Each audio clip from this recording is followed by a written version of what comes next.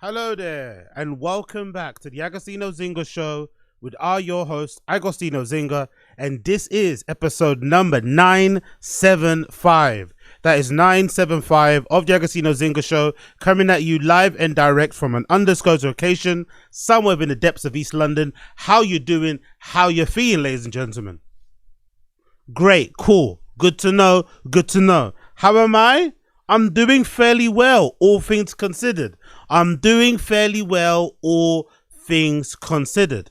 As you can tell, if you're watching this show live, as most of you guys know, this is the number one cultural commentary podcast in the world. So I do prioritize audio. I've been uploading this stuff. I've been uploading this podcast audio wise on my fucking Libsyn. You can find it on all the platforms where you listen to audio based podcasts, on Apple, on Spotify, all this malarkey. You can find it directly via the audio side of things at this website called libsyn.com, which is the Agostino Zinga Show, all one word, lib.libsyn.com, the Agostino Zinga Show, all one word, .libsyn.com. You can find the directory of all my audio uploads, right? So I usually do it audio only, but for the visual element of the show, I like to kind of mix things up again, just to kind of get it where it needs to get to. And because I've been seeing all these clips going online on viral, because I've been kind of anyway, go to my Libsyn, right? And check out the audio side of the pod, because that's where you can listen to the songs of the day. There's a nice little intro jingle in there as well. And you can check it out. There's links to some of the articles that I kind of speak about. As you can see here from the latest episode, Bubble Guts, there's like links there. There's nice timestamps, so you can see exactly what I'm talking to about. So nice and easy. Make sure you check out the flipping audio side of the pod. I don't usually promote it too much, but it's there. It's on all platforms. The whole entire archive is all there. You can check it out. Don't use this contact button though. For some reason, this contact form doesn't work. I don't know why. I've emailed Libsyn and tried to get them to fix it. They haven't been able to fix it, so it is what it is. If you want to contact me, just reach me out. Just shout out to me via the social media apps, DM. You know how it is, isn't it? Simple things. But whenever I'm doing the show live stream wise, I do like to have like a visual element. So I've decided to add this little bar here, which most streamers have, which kind of shows your fucking YouTube name. It shows all your little social media handles. And the idea behind this is like, maybe I can start doing clips, because I've seen the clips game is kind of big out there. If you don't do clips, if you don't put your name out there, it kind of doesn't work. So I think what I might end up doing, I might end up shrinking the title of the show so it fits into the box, and also shrinking the flipping bar so it fits into the box. So when I want to make clips and I want to make it square, 1080 by 1080 or whatever, I can just do so. I know on Instagram now it's kind of rectangular, but I need to kind of figure out a way of doing so. So please forgive me if it looks a bit busy, if it looks and makes you a bit nauseous, and if I look like some fucking streaming cunt, which I am basically, right? If I look like some streaming wanker, which I basically am, then I do apologize. But I'm just trying to mix things up a little bit, see where it's going, and I'm just trying to be East London Kai Cenat. That's what I'm trying to be, really. I'm just trying to be East London Kai Cenat. I'm just trying to be East London I Show Speed. Is that too much to ask? I just want to pluck my family. You know what I mean? I just want to be driving down the street in the purple Lamborghini, talking about sub. What's going on? Chat. You know? That's all I want. It's not that bad, man. Just let me have my little piece of the internet. Let me have my little piece of the cake. You feel me? But yeah, so big up everybody watching live today. I can see in the stream chat, big up Cozy Kev, and also big up Super Exotic 420. Thank you for joining me both. Thank you all of you that are watching as well, who are not in the stream chat. I appreciate all of you. So let's just jump right into it.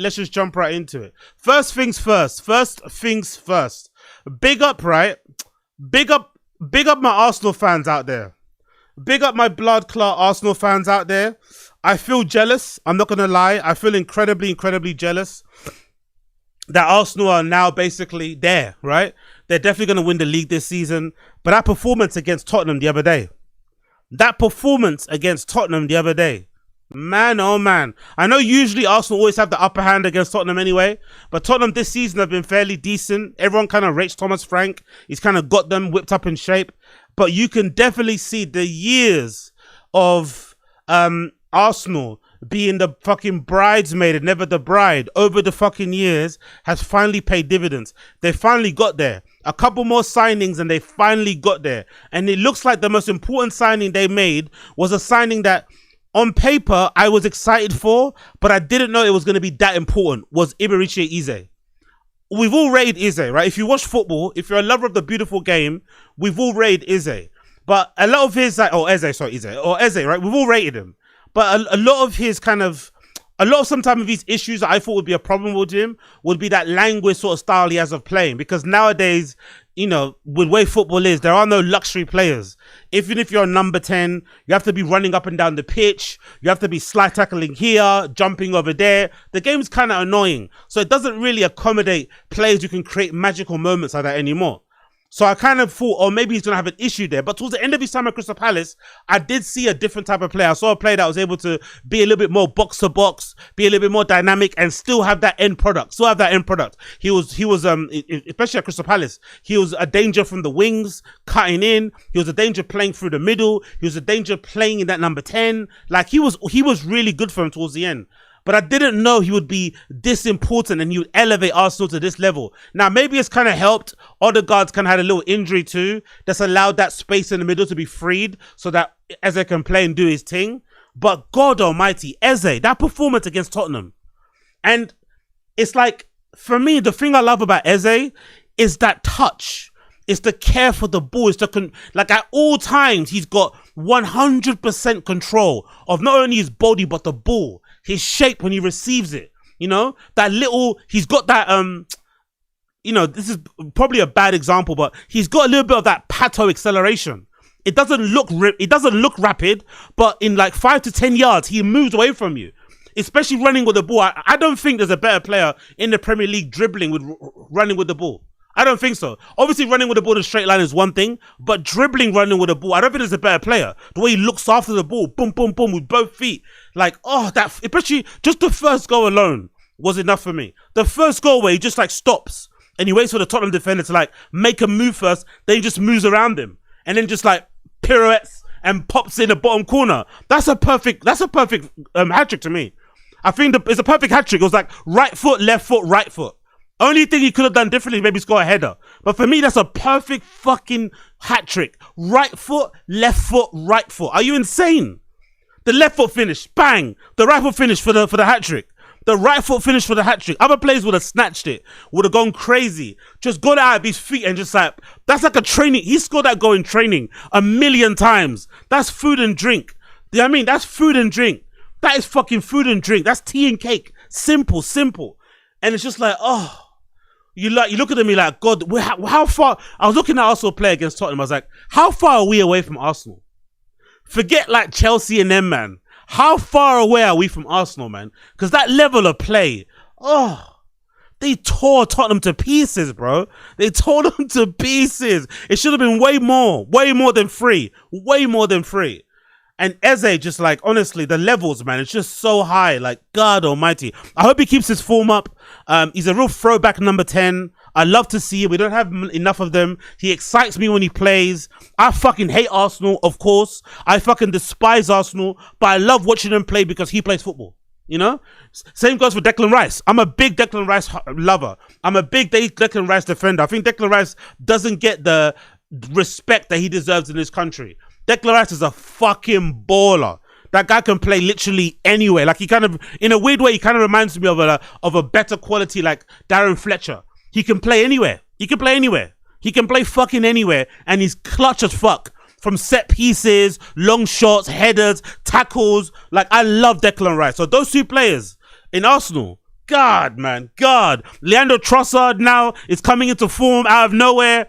Trossard is coming into form, scoring big, important goals. They've got Moreno, who you can't really put, you know, you can't really categorize. Is he a midfielder? Is he a striker? Still, doesn't fucking matter. He fucking does well there. They've got that new centre-back. I forgot his name. He's kind of like, I think he's South American. They've got that new centre-back, that black kid. Like, he came out of nowhere. Who the fuck is that? He looks fucking amazing. Like, Arsenal's squad is fucking stacked, mate. It is stacked. They're going to win the Premier League. Like, if they don't win the Premier League this season, they have to hold their heads in shame. This season is probably one of the worst seasons, I think, across the board. Everyone's kind of shit. Like, look at us. I think we're like 11th, right? If I'm not mistaken, I think United is like 11th and we're like 4 to 6 points away from top 4. Don't hold me to this, but I think United are like 4 to 6 points away from the top 4 and we are shit. So the league is a bit crap across the board. But salute to Arsenal for taking advantage of it. Also salute to Arsenal for all the hard work and finishing second, third, all that malarkey. It's finally paid dividends. And now with a couple extra signings at the Eze and that, Now they're at that level where they're legit. They're legit. Champions League, Premier League, be worried because they've got legit game winners, match winners in that squad, bro. It's fucking scary. I'm not going to lie. As someone that hates Arsenal, it's fucking scary seeing how legitimately good they are. Like, it's not going to be a fluke. I think before it was, there were some flukes involved, the way they were playing with the fucking, Stoke FC like fucking football. But now it doesn't matter. Now they can play you off the park and they can go Route 1 if they want to. Be worried, man. Be very scared of Arsenal. Arsenal they're not playing games. They're not fucking playing games, man. And big up Eze, big up Blood Clot Eze. Talking about playing games, I thought today's podcast would be a perfect time to take advantage and to talk a little bit more about Akaash Singh. Because why the hell not? Because this whole debacle with Akaash Singh's wife publicly embarrassing him by talking about their marriage, talking about how much she wants to fuck her best friend's husband, dodging all of his kisses, talking about how money hungry she is, bloody blah blah blah, has been quite enjoyable to watch, mostly because Akaash's main, his opus morandi or whatever, has been to kind of criticize others in their relationship. And of course, he had that very iconic moment where he sat down with Fresh and Fit on Flagrant Andrew Schultz, and he was kind of ripping into the Fresh and Fit guys, rightfully so, don't get me wrong, but he was very judgmental about them and what they do with girls and whatever else it may be. All the while, his house was in disarray. All the while, his house was in disarray. What did they say? What's that quote in the Bible about don't talk about somebody's thing in their eye, remove the log in your own eye first? That's exactly what's happening with Akaash. So it's been fascinating to watch. It's also fascinating to think about what happens next, because it's quite obvious that most of us on the internet have the same opinion. Akaash's wife is no good for him, especially, right? She's no good maybe in general, but she's no good for him specifically. It's not, it doesn't look like the most evenly balanced relationship. She seems like she gets a lot more out of it than he does, right? Let's just call it that, to be fair. And in an ideal world, he will just divorce her and move on. But it's not that simple. It's not that simple. Number one, optics-wise, you kind of don't want the internet to win, really, do you? You really don't want the internet to win and divorce her because the internet forced you. That kind of make you look a bit weird. Number two, they didn't sign a prenup. So if he does divorce her, she takes half. And he's probably the most successful he will ever be right now. I think so. He probably has made the most money he's ever made in his life within the last 5 years. So that's a lot of money. And most likely, considering the comedy bubble has burst, I don't think there's opportunity where he can make that back. Yes, he can still make good money, but I don't think he can make a lifetime's worth of money back again starting from today. So if he divorces her, the internet wins. Kinda. If he divorces her, she gets 50%, which is fucked up because, what the fuck, right?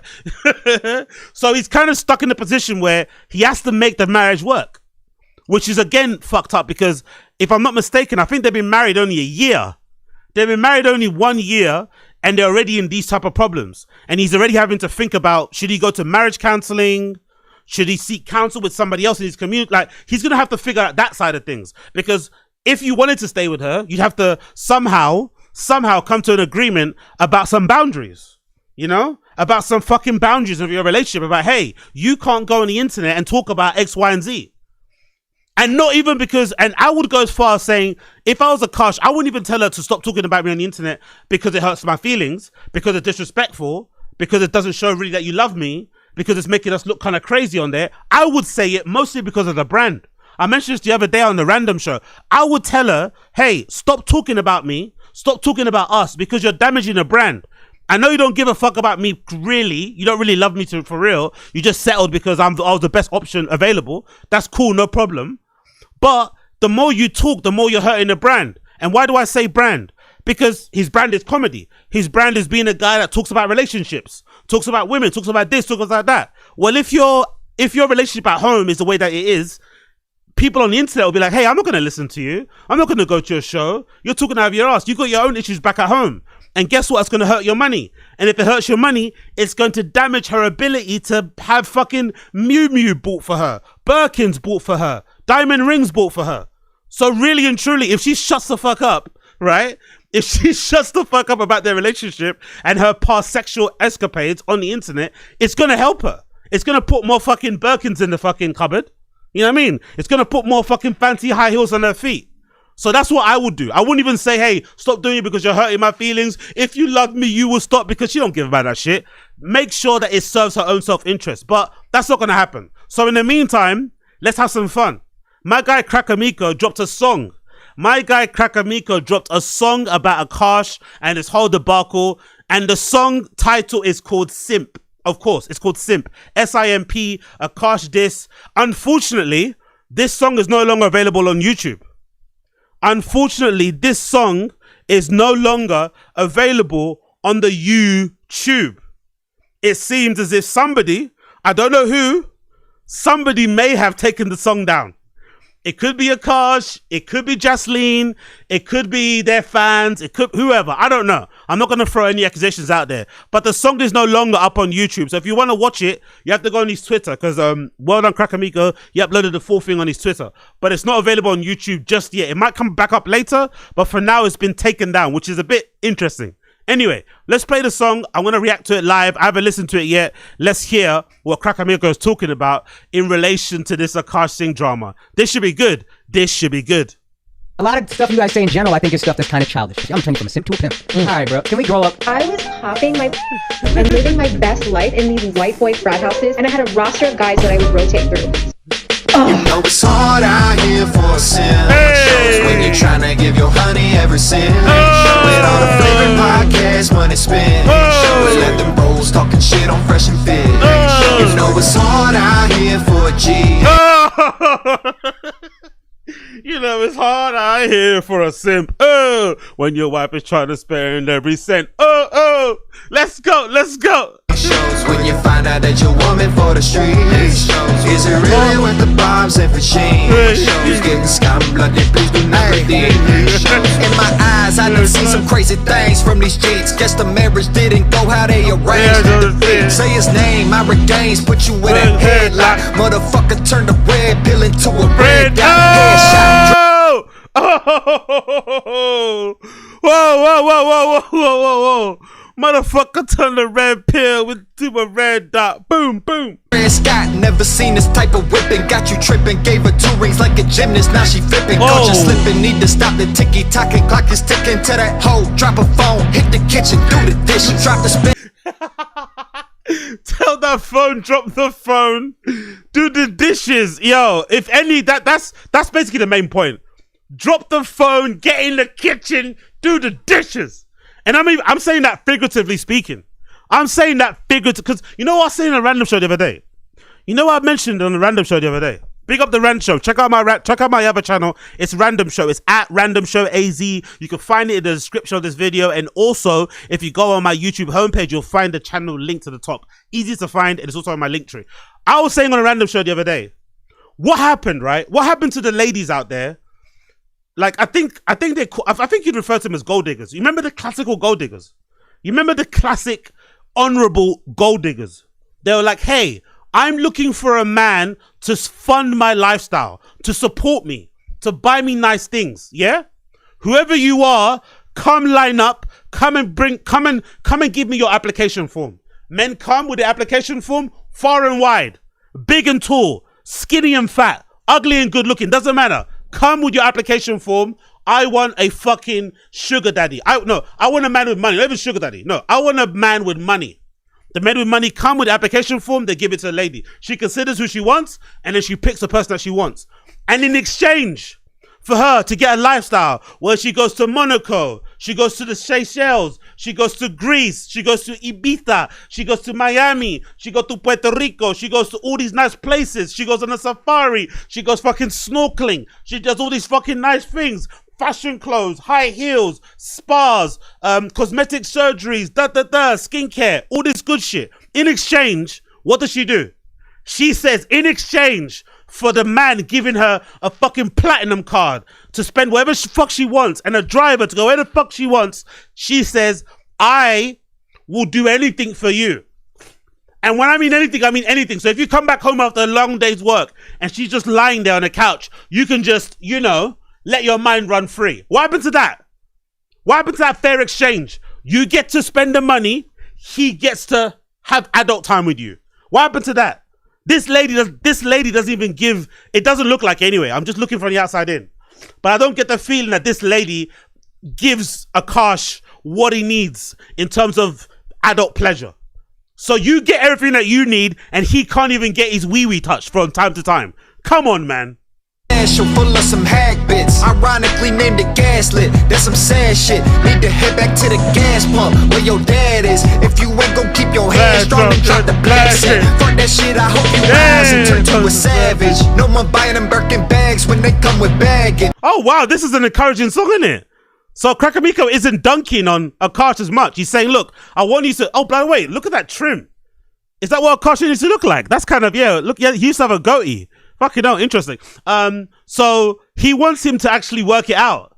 You see, I think normal people, I'm the same. The other day when I started a random show stream, I was like, you know what? I feel bad for the guy. I think regular guys feel for him because, you know, it's not his fault that he's a bit simpy, right? That he's a bit, you know, whatever. He doesn't have that much experience in girls. It's just unfair that he's not getting an equal exchange. I'm not even saying she's not allowed to run his pockets. Run his pockets, whatever. He's your husband, your family. What is his is yours, what's yours is his, whatever, it's together, right? Just let it be fucking mutually beneficial. You can't be on camera, him trying to lips you, and you're fucking ducking his fucking kisses like you're fucking Neo in the Matrix. That's not cool. That's not cool. Come on. And I like that Crack Amico is saying, hey, I want you to be a savage. I want you to fucking kill it. But you need to, you know. You was trying to hone your craft. She was with them frat kids. They was busting out of back while they playing Madden. Oh! She was with the frat kids. They were busting out her back while they were playing Madden. God damn, that's probably true. And I ain't trying to make you mad, I hate that this happened. Time to take off on your carpet, gotta drop the jasmine. This what happens when you go 30 years of life and never get none. Looking like a boo don't mean you need to be a simp, son. Cash please, keep me cash free. On the other side the grass green with no jazz lean. Need to wake up from this bad dream. She only love you for your name. Guess it must be all the bundles of cash to make her sing. You're a king, you just need a That's really creative. I guess it must be all the bundles of Akaash that makes her sing. The bundles of Akaash that makes her sing is fucking brilliant. Brilliant. Real queen for the throne, independent brown baller, and your money is your own. She ain't working, cooking, cleaning, don't contribute to your home. All she do. That's the thing, like, are you meant to demand this by, like, I'm not a demander, right? I'm not a demander, but I'm also not a very good communicator. I don't know. I'm not a really good option for anybody. I'm not a good catch. I really am not a good catch, right? I really am not a good catch. I'm very antisocial. I have a problem, you know, emoting, right? I don't cry and shit. I don't really stand for complaining. I'm not really with all that shit, you know what I mean? I don't really like whiners and stuff and drama. And, I mean, I'm not the best companion for a lady out there. I know. But surely, right? If you're looking for a, like, I just don't get why it doesn't come from her. That's what I'm trying to say. Why does it feel like she wants to have it's going to probably have to get to a point where Akaash will sit her down and say, hey, this relationship needs to be mutually beneficial. You have to bring something to the household apart from your looks. You have to be able to do something, you know what I mean? Arrange the house, furnish it. I don't know, when I come back home, I don't know, have some fucking food options available. Even if you're going to order it, have some options available or something, you know what I mean? You gotta bring something to the household. I'm out here busting my back, performing on these comedy stages, doing fucking crowd work. Oh, where you guys from? Oh, what, Switzerland? I've been there once. Great chocolate. No, that's actually Belgium, right? He's doing all that shit and you're at home. You have to bring something to the table, brother. Sister, sorry. And I would hope it would be her suggestion of like, hey, you know what I mean? You've given me something that I could never give myself. I don't have to work. You're also holding down my family. Thank you so much. I'ma do X, Y, and Z. Why isn't it coming from her side? That's what's really pissing me off. Why isn't she the one stepping forward and saying, I'm gonna contribute X, Y, and Z. I'm gonna be your road manager. I'm gonna handle the merch when you go to do your shows. I'm gonna handle your bookings if they come in, because I think there's a screenshot somebody took of her LinkedIn, right? Somebody on the Flagrant Reddit took a picture of her LinkedIn, and this Jaslyn girl is quite accomplished. She's got a really good CV. She's done some pretty good jobs, so she's not a dummy. She could easily work for him and help him out with the bookings and stuff. I don't know, do something, man. God damn. Take away from what you grown. I say brown boys sell it quick. Die bitches wanna check. Leash tight, no slack. Time to take that pussy back. Go Aziz on that bitch. Her soul right. Aziz on that bitch. I didn't see that coming. That's pretty good. Her soul rotten car spraying the flippies. Yo, bro, Aziz on that bitch. That's good. That's good. That's good. Can't spray no Febreze on that shit. Gotta up and leave. What the fuck you mean? Don't need no dominance. At least remove her internet. She lacking basic intellect. You hate her, but you love her when you get her right. She slipping left and right when you give lip. She got you missing peck. She's slipping right and left when you give her lip. Yeah, she is, isn't it? She's fucking Benavides out here, bro. She's fucking Benavides out here. And kissing next, she giving sex, stop giving checks. Someone she'll be giving next, and that's on God on repeat. But you flavoring young and rich, there's lots of queens for you to meet. That won't play you like a fool, even make you something to eat. Full transition from the sipping to the fucking top. Because it's hard out here for a sin. When you're trying to get your honey every sin. With all the flavor podcasts, money spent. We'll let them bros talking shit on Fresh and Fit. You know it's hard out here for a cheat. When you find out that you're woman for the streets.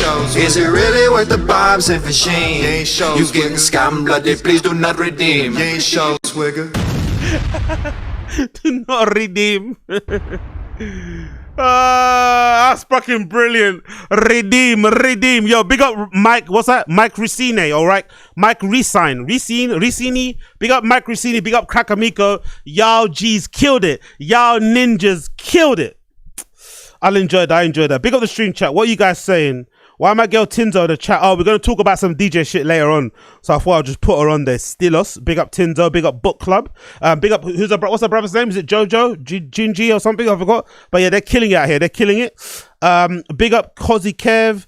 Bro, it's not even the fact that she's a thought. It's the fact that she's a thought and she hates disrespects him. No, I don't even think the thought thing's a problem. It's more the disrespect, brother. I don't think her previous life of being a thought is like uncontroversial opinion for everybody out there, because I think there is a I feel the temperature. I feel like, anyway, let me get this off the screen first of all. Big up Crack Amico. Make sure you check Crack Amico out. He absolutely killed it. Big up Crack Amico. Big up Blood Clot Crack Amico. Let me give him a fucking repost. That was fucking great. I enjoyed that. But with the Jasleen shit, right? It's not, in my opinion, about her being a thought. I don't think a woman's past is that important. I'm very steadfast in that. Some guys don't like it, but I think some dudes also have this very warped opinion, have a very naive, almost infantile like view of like women, where they want a really hot woman who fucks really well, but they want her to be a virgin. It doesn't happen that way. If you get someone that's a virgin, she's not going to be sexually experienced, and then you're gonna have to kind of work to get that kind of right? And also they're not plentiful. They're not around. You know what I mean? It's not easy to find someone that looks like fucking Ruby Rose and also happens to be a virgin. It's just not likely. So you're gonna have to compromise. You know, you're gonna have to compromise. So I don't think her past of popping her pussy and having a roster is the problem. That's not a problem. The problem is what she's doing now while married to him. You know, they're talking about that. They're referring to the best friend's husband and talking about his dick and how much he wants it. All this malarkey. The disrespect when it comes to relationship dynamics. Even she's joking on the internet about, oh, his money is my money is mine. Like all this, it's just not necessary. Especially, like I said, the worst part about it, if Akaash was just some guy working in finance somewhere, it wouldn't matter. But because Akaash is number one, a public figure, and he's a stand-up comedian, and his sort of like forte, his like area of expertise, or his like area that he speaks about the most is women and relationships and stuff. That's what he talks about all the time. So she's damaging the brand. She's disrespecting him outside, disrespecting herself, of course. Like, it's just not necessary. That's the problem. I honestly don't believe the issue is her being a quote-unquote thought in the past. It doesn't matter. Yes, it's not the best thing that she probably lied to him about being a virgin. But I'm going to say something else controversial. I don't think she lied. I think, because I've been counting women like this, I think there are women out there that have a very warped perception or definition, let's say definition, of what being a virgin is. I know girls that have done everything apart from having a guy's wee-wee in their vagina, and they will say they're a virgin. So they're not lying to me and you. They just have a very strange definition of what virginity is. So I definitely think Akaash's girl thinks she's a virgin because before Akaash, nobody put their wee-wee in her you-know-what. So in her head, yeah, I'm a virgin. But I don't think she lied to him about it. It's not nice to find out, but it is what it is. So let's see how it goes out. Let's see how it pans out. I think they've been kind of mute online, innit? I think they've been kind of mute online, if I'm not mistaken. I do remember there might have been, if I'm not mistaken, there might have been a post that I saw on the Flagrant subreddit that spoke about somebody going to the show recently, and Akaash was kind of sad. He was like not in a good mood and shit. So let me see if I can find it. Somebody said they were there and he didn't look like he was having a good time. He kind of spilled his heart out a little bit on stage. There he goes. There we go. Someone went to the show, right? So this is a post. I'm not sure if this is true. Please forgive me. But somebody went to Akaash's show because he's on tour. No, he's on tour. He's on holiday. I don't know what's going on, but he was somewhere on tour recently, and somebody said this that was at his show. I went to the 7 p.m. show last night.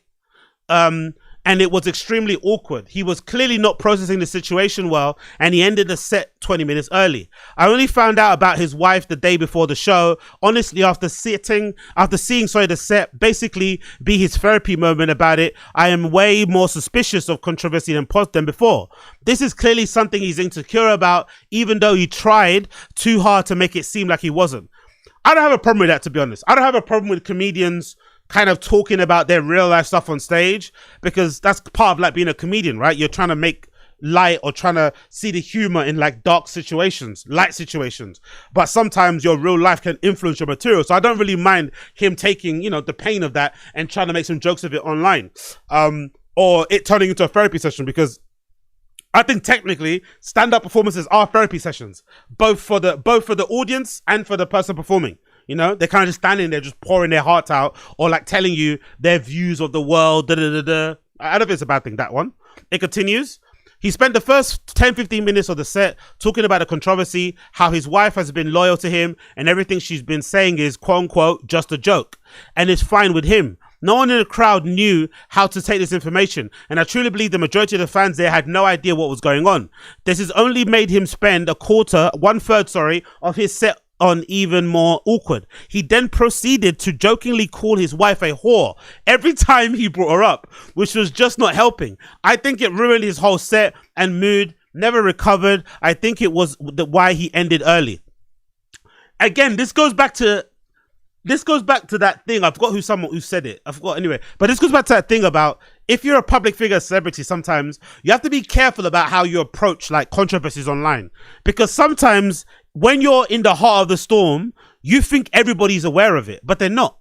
So that's a good point they made. Maybe the majority of Akaash Singh fans don't give a fuck about his wife, have paid no attention to the drama, just want to see him perform the show. They like him on Flagrant, whatever. And most likely they're not unemployed, like unlike us, right? They're not unemployed. The people that go to that show, who have the money to see him perform, have the money to pay for a cover, have the money to pay for a babysitter, have the money to pay for parking, have the money to get a new outfit, right? Have the money to get a couple of cocktails, a couple of drinks. They're probably employed. So they have no idea what we're talking about right now. So he probably could have got away with just going on stage and just performing, not addressing it, and just performing his usual set, and then be like, hey, thank you so much, it's been great, it's been a tough week obviously, so thank you for hanging out. A little mention at the end and then leaving it there. He didn't really need to speak about it, because probably most of his fans don't care or don't know what's going on. But let's continue. Last paragraph. I honestly don't give a fuck about he or his wife's sex life. But if the orgy stuff is really just jokes, then clearly he's not cool with it and hides it.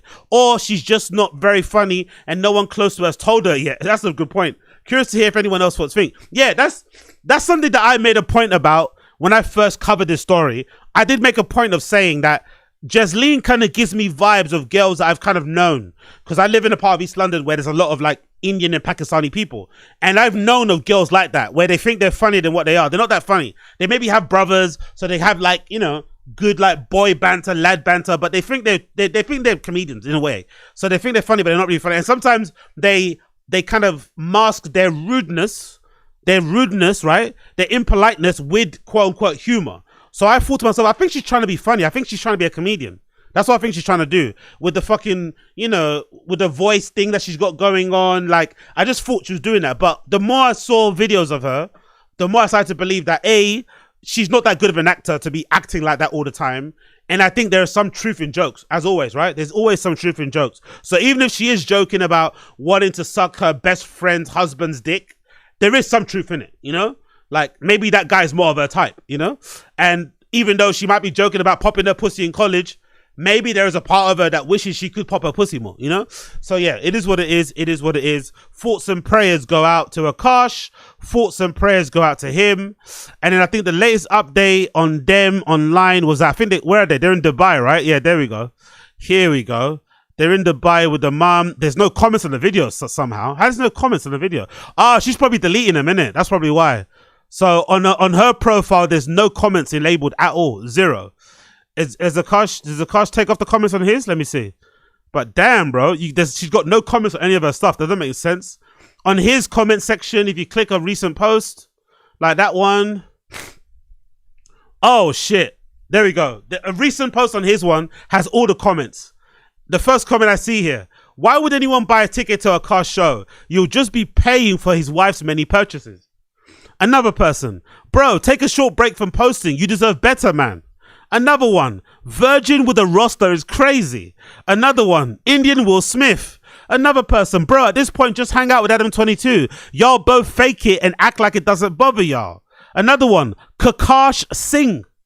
And it has 6,635 likes. Somebody called him Akaash Singh. Brutal. Another person, your wife, ... SMH. Another one, Akaash wanted to talk tough about Myron from Fresh and Fit. Whole time his wife is who was the problem. Another one, you were definitely not her first. Sorry, buddy. Another person, damn, I don't even really know I don't even know who you are, but I just saw some videos of your wife and that shit's embarrassing. Another person, feel bad for you. Just get another girl. Just get another one. Like buying a loaf of bread. Just give me the other one, you know? Just give me the one from the back. give me one in plastic. Might want to do another one. Might not want to do any crowd work for a while. Another person, bro, you and your wife make us minorities look bad. You went from comedian to clown real quick. God, he's embarrassing the Indian community. He's embarrassing Desis worldwide. God damn. Another person, bro, your wife is an L. Another one, Akaash, bro, just divorced that woman. You deserve someone better. Damn, I feel sad. You were a nice comedian, but now your love life is all shit. Absolutely brutal. So he's getting all of that, right? And the wife is getting nothing because she closes her comments like a coward. She's the one that caused the problem. She set the fire. She was the one that set the fire online, but her comments are limited. Her comments are limited. She probably has to manually approve all the comments. So he's getting all of those bullets and she's getting nothing. No bullets. No fucking bullets. Oh, yeah. Oh, yeah. No fucking bullets. You gotta love it, innit? And then the other one here, actually, is this a recent video? Yeah, it's a recent video.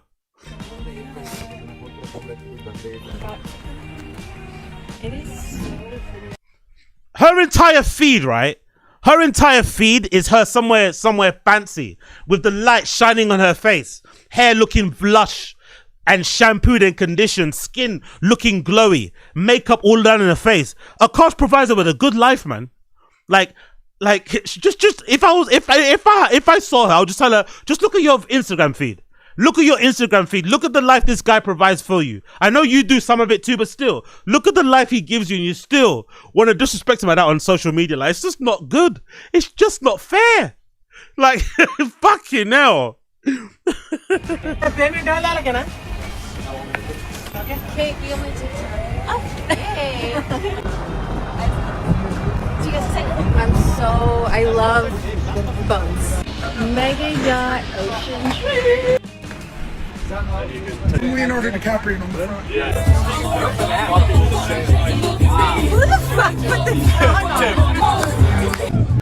You know what I love as well, by the way? You know what I love kind of? I love like this doesn't really like, I know it's her profile. It's a bit nitpicky, this thing. I know this is her profile and I probably stopped at the wrong time, but I love how like it's all about her, right? Like, you know, there's no like, oh, I'm sharing this great experience with the person I love the most, my husband. It's more like, wow, man, I'm having a good time. I'm having a blast. I'm having a blast.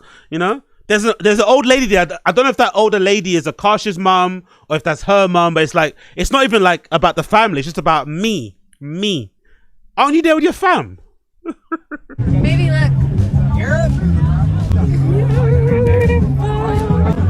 Just going up. Your phone?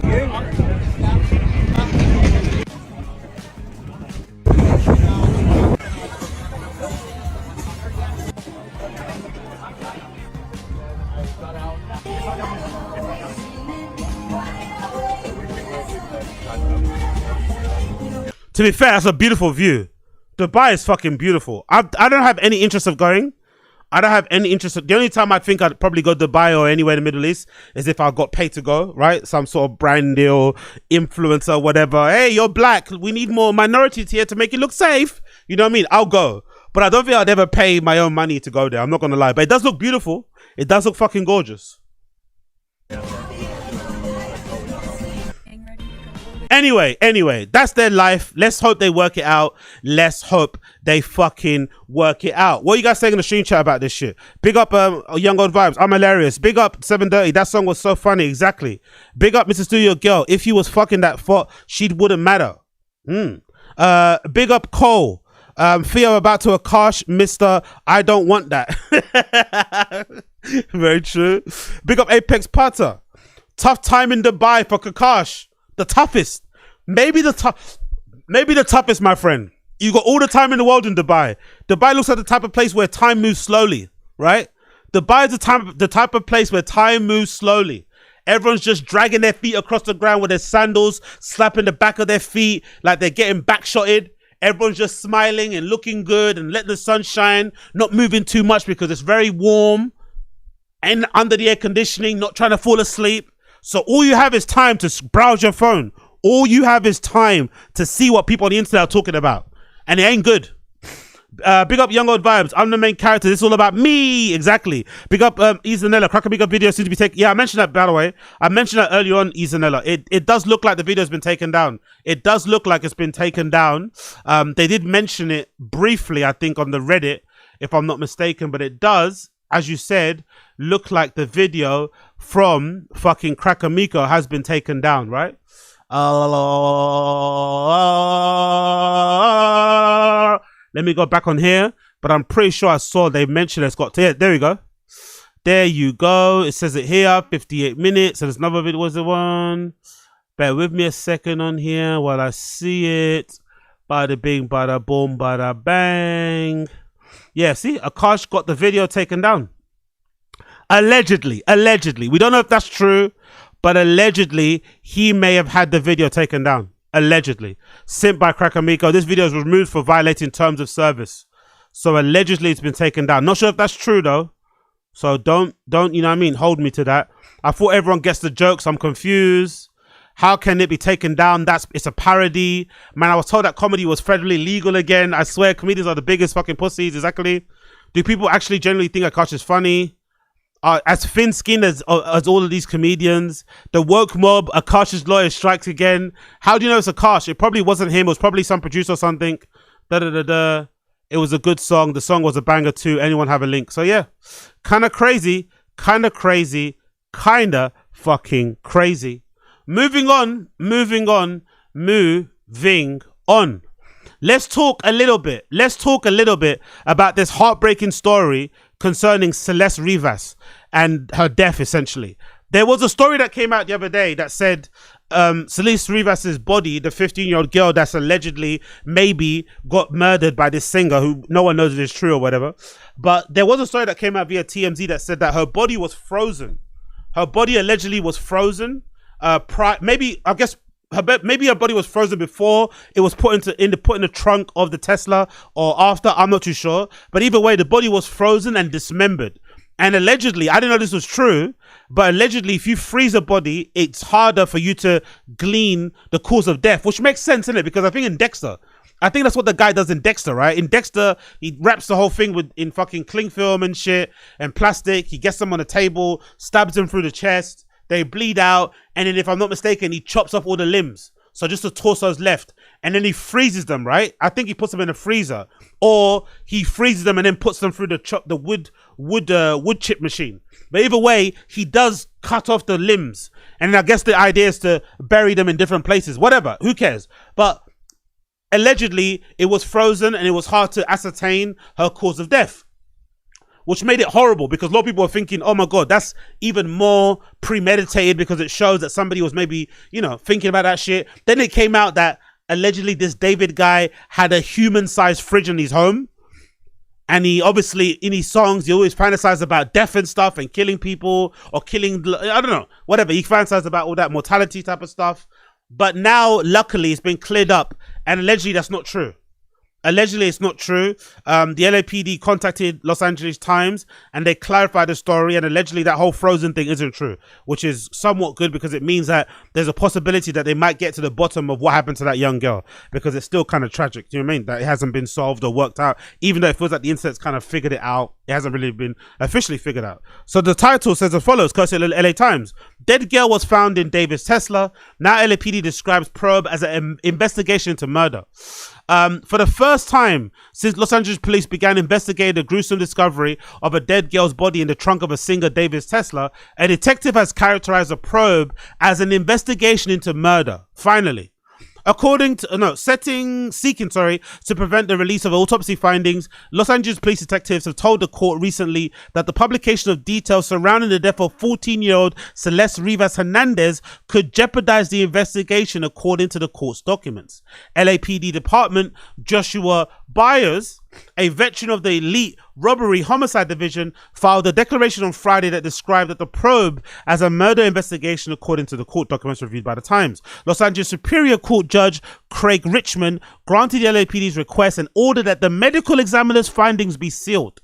Up until recently, investigators have repeatedly declined to say whether they have calling the girl's death as homicide, and have said that they are awaiting the conclusion of the county of Los Angeles medical examiner. Now, I wonder why they're taking, I won't say so long, but it seems like they're moving at a very methodical pace. It seems like they're doing everything intentionally slowly. And I wonder if it's because they want to make sure when they eventually do charge whoever they think is responsible, it's a watertight case. I guess maybe that's why. Because this is so emotional, it's so painful, it's such a horrible way for someone to go. The girl was so young, so much life to live. Maybe they want to, and it's obviously it's been such a big story. The LAPD is usually quite, it's not thought of well. They usually scrutinize and judge really poorly and stuff. Maybe they just want to make sure that they have all their I's dotted and T's crossed, so that when the charges get brought to the person, there's no doubt, no shadow of a doubt that they can squirm away from it. Maybe, I don't know, but it seems like it's taking a little bit too long considering the evidence that we've seen online on the internet. Detectives discovered the girl's badly decomposed body remains at the Hollywood Tow Yard on September 8th. The performer's Tesla had been towed from the street in Hollywood Hills after being abandoned there for weeks. In his court declaration, Byers said that the making of autopsy fund in public would quote-unquote reveal or tend to reveal the ongoing investigation amid the integrity of the investigation, as well as the identity of the witness or the informants who are cooperating with the law enforcement and the content of the information they've provided, which would endanger the lives / witnesses of the comprehensive investigation. You know what? That's true though, because it does seem like this David character who people are alleging may be involved. I'm not too sure if he is, so don't fucking sue me, people. It looks like he has some sort of knowledge of true crime, some sort of knowledge of it seems like he's kind of clued up. So maybe in their initial investigation and talking to him, they kind of figured, oh, this guy's kind of a bit knowledgeable and stuff, that let's not give him any more information than he needs to kind of allow him to kind of maybe, use it to his advantage, or anybody out there who may be also responsible. It continues. Judge ordered the declaration supporting the documents and the court order itself, quote, be sealed and maintained in a secure location in the custody of the clerk and the court until further order of this court.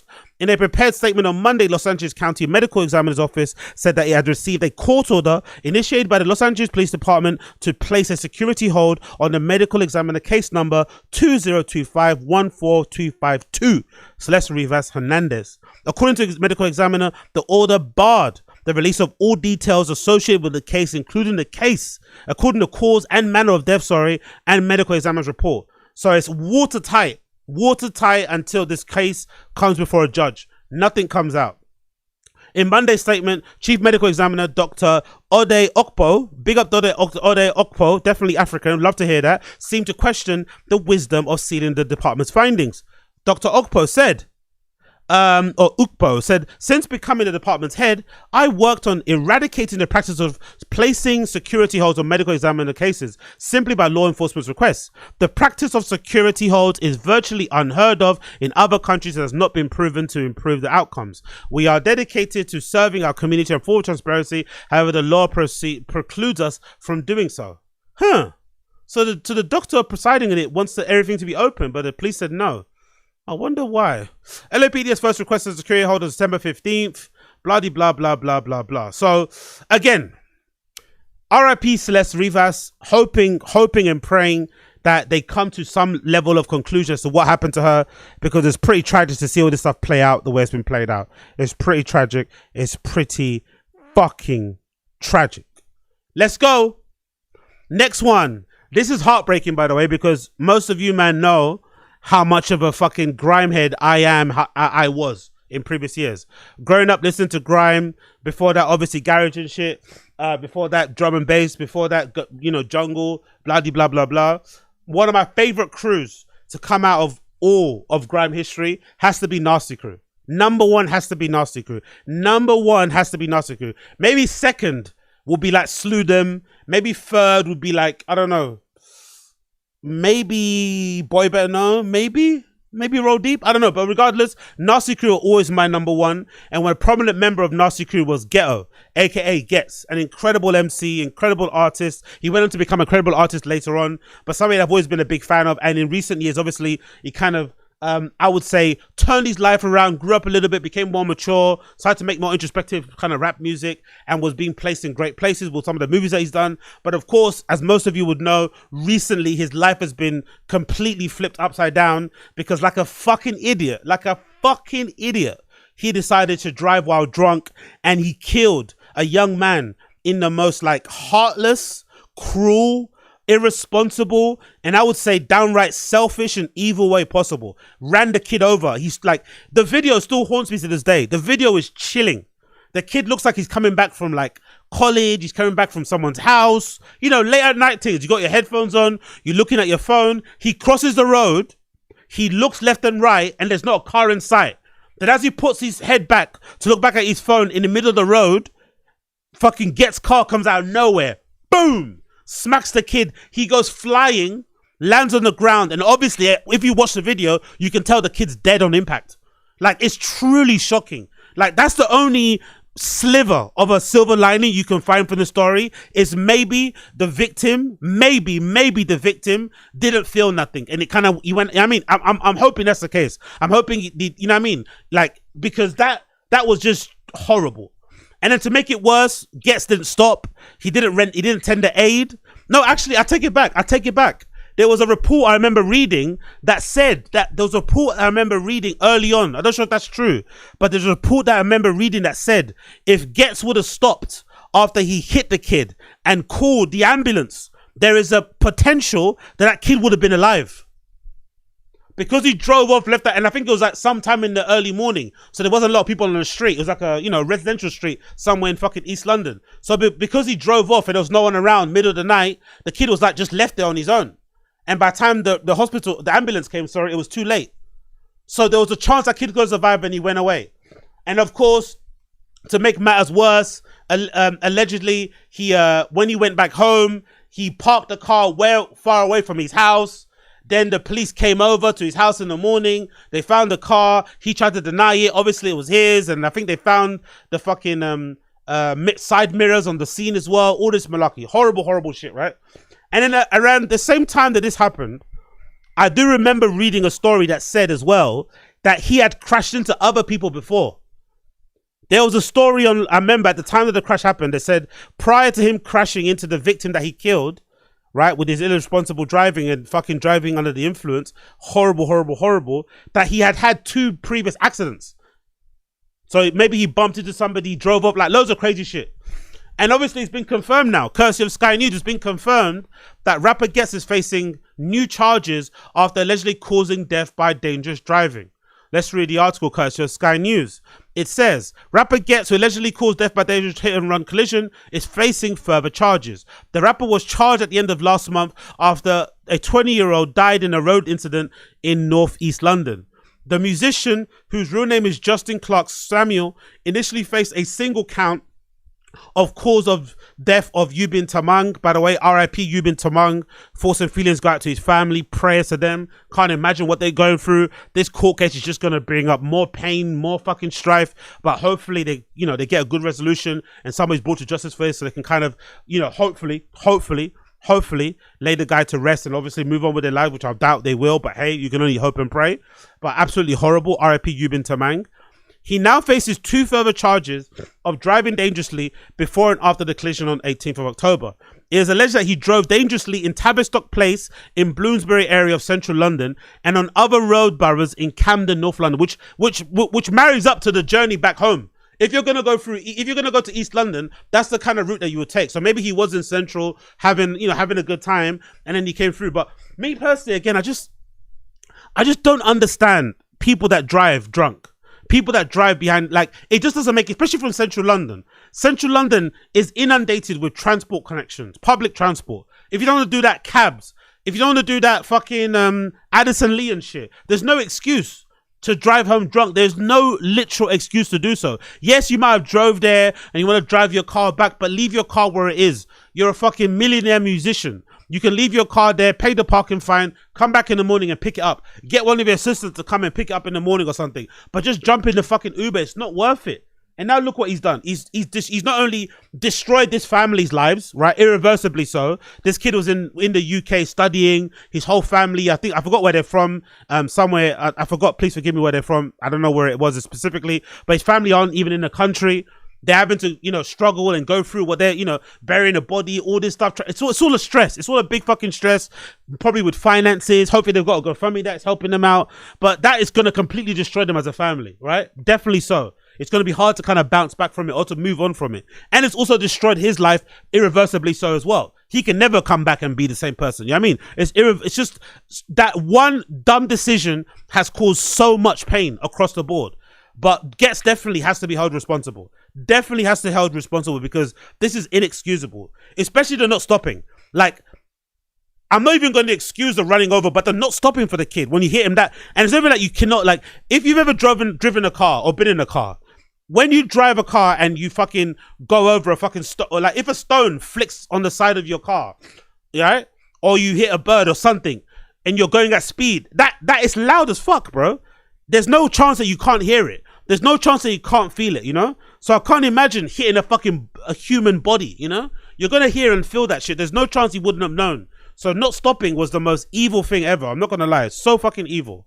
It continues. The collision with Mr. Tamang occurred on Redbridge Lane, Ilford at 11:33 p.m. The Met Police said Clark Samuel was accused of failing to stop after his BMW hit the victim. Mr. Tamang died on the 20th. So, oh my God. It makes it worse. He didn't even die there. He was suffering. He was in hospital. Oh my God. This is awful, bro. Awful, awful, awful, awful. I can't imagine the pain that kid was in. Clark Samuel allegedly continued to drive dangerously in Worcester Crescent, Redbridge, on the journey back to his home in Kings Avenue, Woodford, East London. By the way, them putting out his address, that's a bit mad, but hey. The black BMW, which allegedly registered and insured the defendant's name, was said to have suffered significant damage. The rapper has been in custody since a preliminary appearance at Barkingside Magistrate, October 27th. On Monday, he appeared at the Old Bailey, but by the way, this is another reason why, if you're out there defending Ghetts, you're a fucking idiot. You're a fucking dickhead. You're a fucking bozo if you're out there defending Ghetts. Because look at this update. Look at this fucking update. On Monday, he appeared at the Old Bailey, which is court, by video link from Pentonville Prison and spoke to confirm his name. You know why he did that? Because allegedly, he refused to go to court. He refused to go to court. I don't know if he's on strike. I don't know what he's trying to do, but he refused to go to court. So they had to delay the court proceedings by a couple of hours to, I guess, convince him to do it via video link. And then when he did it via video link, he didn't even want to put in his plea. He just confirmed his name, but he didn't want to put in his plea of guilty or not guilty. I'm not sure if it's because he's pissed off, he's angry that he didn't do it. I don't know. But he didn't want to put in his plea. I remember early on, I don't know why, basically. Maybe that rumor. Do you remember? I don't know if you guys remember. There was a rumor on Twitter. Like, again, take this with a pinch of salt. But there was a rumor on Twitter that allegedly it wasn't Ghetts that was driving the car. It was his friend. But because Ghetts is from the streets, he's not going to snitch. So he's going to take the charge because they came to his house. You know what I mean? He's not the one that's... Like, that's the rumor that I've been hearing online. I'm not sure if that's true, but maybe that's the reason why he didn't want to go on the fucking court, because he's pissed off that he's going... Whatever. I don't believe that. I think it's fucking nonsense. You're responsible. Go to fucking court, put in your plea. Do you know what I mean? Make this process as easy as possible for the fucking family so that they can kind of have some closure. Instead, he's going to fight this. He's going to obstruct the fucking court proceedings, make it as difficult as possible for the family, and they're going to have to what? Just like wait around. They're not even from here. They're not even fucking from here. They're paying fucking hotel fees, whatever they're... I mean, it's just unnecessary. And it clearly, for me, shows a lack of accountability. A lack of accountability for what you did. Like, he did that shit. Clearly, he did that shit. If he's the one driving, he did that shit. That's basically it, you know? If he wasn't driving, you're also partly responsible because you should have told a person to stop. Even if he was... I can't believe a scenario where, let's say, a friend is driving and he was sleeping in the passenger seat. The friend hits somebody, he doesn't wake up. I can't believe a scenario where you don't wake up from the sound of that. You have to wake up, bro. I'm sorry, you have to. There's no way that somebody hits a fucking, I don't know, a 90-pound body at like 70 miles per hour and you don't wake up. It's impossible. So either way, horrible situation all around. And, you know, again, for the people defending him, I hope now you can see who, you know, what kind of person he is. And that's the thing about life as well, which is really harsh. Life is really harsh like that because you can put on the front, you can pretend to be a certain way, but usually there will come a point where life will test you and it will either reveal who you really are, or you will step up to the plate and kind of, you know, do something that people didn't expect. And I think in this situation, this is proof of it. Because already there was rumors. There was rumors out there that he was always a bit of a reckless driver. This kind of goes back to that whole clip, right? I think I might have it here. Yeah, this goes back to that clip. Do you remember this whole debacle? Which I think as well, you have to kind of look at this Posty guy that founded GRM Daily as a bit... You have to look at him a bit funny style too.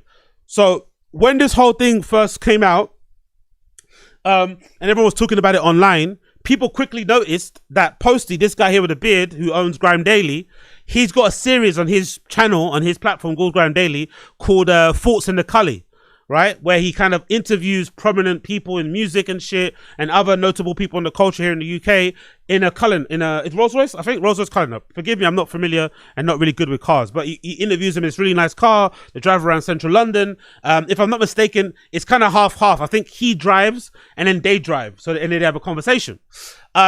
Somebody noticed that the Ghetts one was deleted. It wasn't anywhere on social media.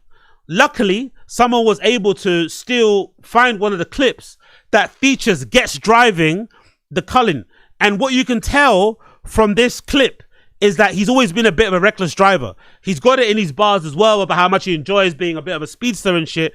But even when the guy was sober, having an interview to promote his music, he was scaring the person that was in the passenger seat with his driving. So I can only imagine what he was like under the influence. Jesus. You toss out the ticket. Yeah. Hey yo, big up Addy Z in the stream chat. Definitely a BMW driver. Brother, tell me more. I'm not really familiar with cars and shit, so give me the lowdown. Why would you say BMW? Is that a thing? Are BMW drivers known to be reckless? Or is this like a slight racismo thing?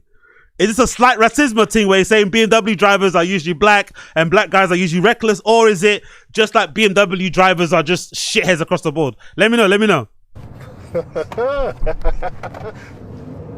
What can you look at and say, yeah, we are going fast? What can you look at? Oh my God. Jesus.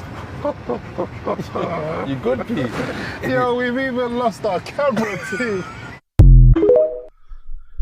Of course, I don't find that cute. I don't find it funny. I also don't find it cute or funny that this video was deleted from the internet. Clearly, Posty was trying to run, you know, interceptions, trying to run fucking cover, trying to hide this stuff for the police, which is dumb as well, because the police are also going to investigate. They're going to find everything. It's dumb. You can never delete anything from the internet. And this is like a Barbra Streisand effect type of thing anyway. You delete it and it makes people more determined to find the clip. So obviously they found it, because most likely with this type of content, when you got a platform like his, you're usually disseminating the content everywhere. You're kind of sharing it on all different places because you want everyone to see it. So there was definitely a version, right? A version of this available somewhere on some random platform. Somebody ripped it before you could take it down. It's not the full thing, but it kind of gives you an idea on what it is. And I think in light of the charges, in light of what's going on, well, you have to kind of start looking at Posty a bit mad, because it's one thing if your friend gets in trouble, I don't know, even for like drug smuggling, if it's for some fight that happened, I would go as far as even if it's like them taking out an op, right? He was involved in the streets. There was somebody from the other side that he didn't get along with. That person backed out something. You know, your guy, he ended up defending himself well and taking out that person to meet their maker. In that situation, even, I understand running cover because that's the lifestyle that they live. But this guy ran down an innocent civilian, a regular person. Nope, just ran somebody down, super callous, didn't stop, didn't tender aid, didn't render aid, didn't call the ambulance, nothing. I think deleting that video and trying to help out your friend is scumbag shit. Scumbag shit. Scumbag shit. Scumbag shit. Because he's only doing it as well because allegedly they're friends. I don't think he does that if that guy isn't his friend. If this is just like a random hip-hop person that he interviewed, just, you know what I mean? But because they're also friends, that's why he's doing it. But I personally think, like, and maybe it's my version of this is skewed because I don't really have a lot of friends and I don't really like do the whole like friendly haha hee hee thing, and I'm not industry or anything. But I definitely think even if you have friends, there are things that your friends can do that should mean they're not your friend anymore. And I think one of them should be murder. A second one should be grape. And a third one should be anything involving kids. If your friend does one of those three, you should probably reconsider your friendship, no? I don't get this. Oh, that's his boy though. That's his boy. Of course he's gonna delete the video. Nah, bro, he killed somebody. Not even like killed like a fellow fucking street person. He killed like an innocent kid just crossing the road, minding his business. Like, what the fuck? Who's defending that? Like, that's a garbage human being. And to make matters worse, it's not like he's killed the person and it's in a tragic circumstance and it's a regrettable thing. He's so sorry. He cannot be more apologetic about it. And then he's handed himself into the police. He's pleaded guilty. He's not even done any of that. He's not done anything to make the trial process easier for the fucking family of the victim. Yubin Tamang. He's not made it easy for the Tamang family at all.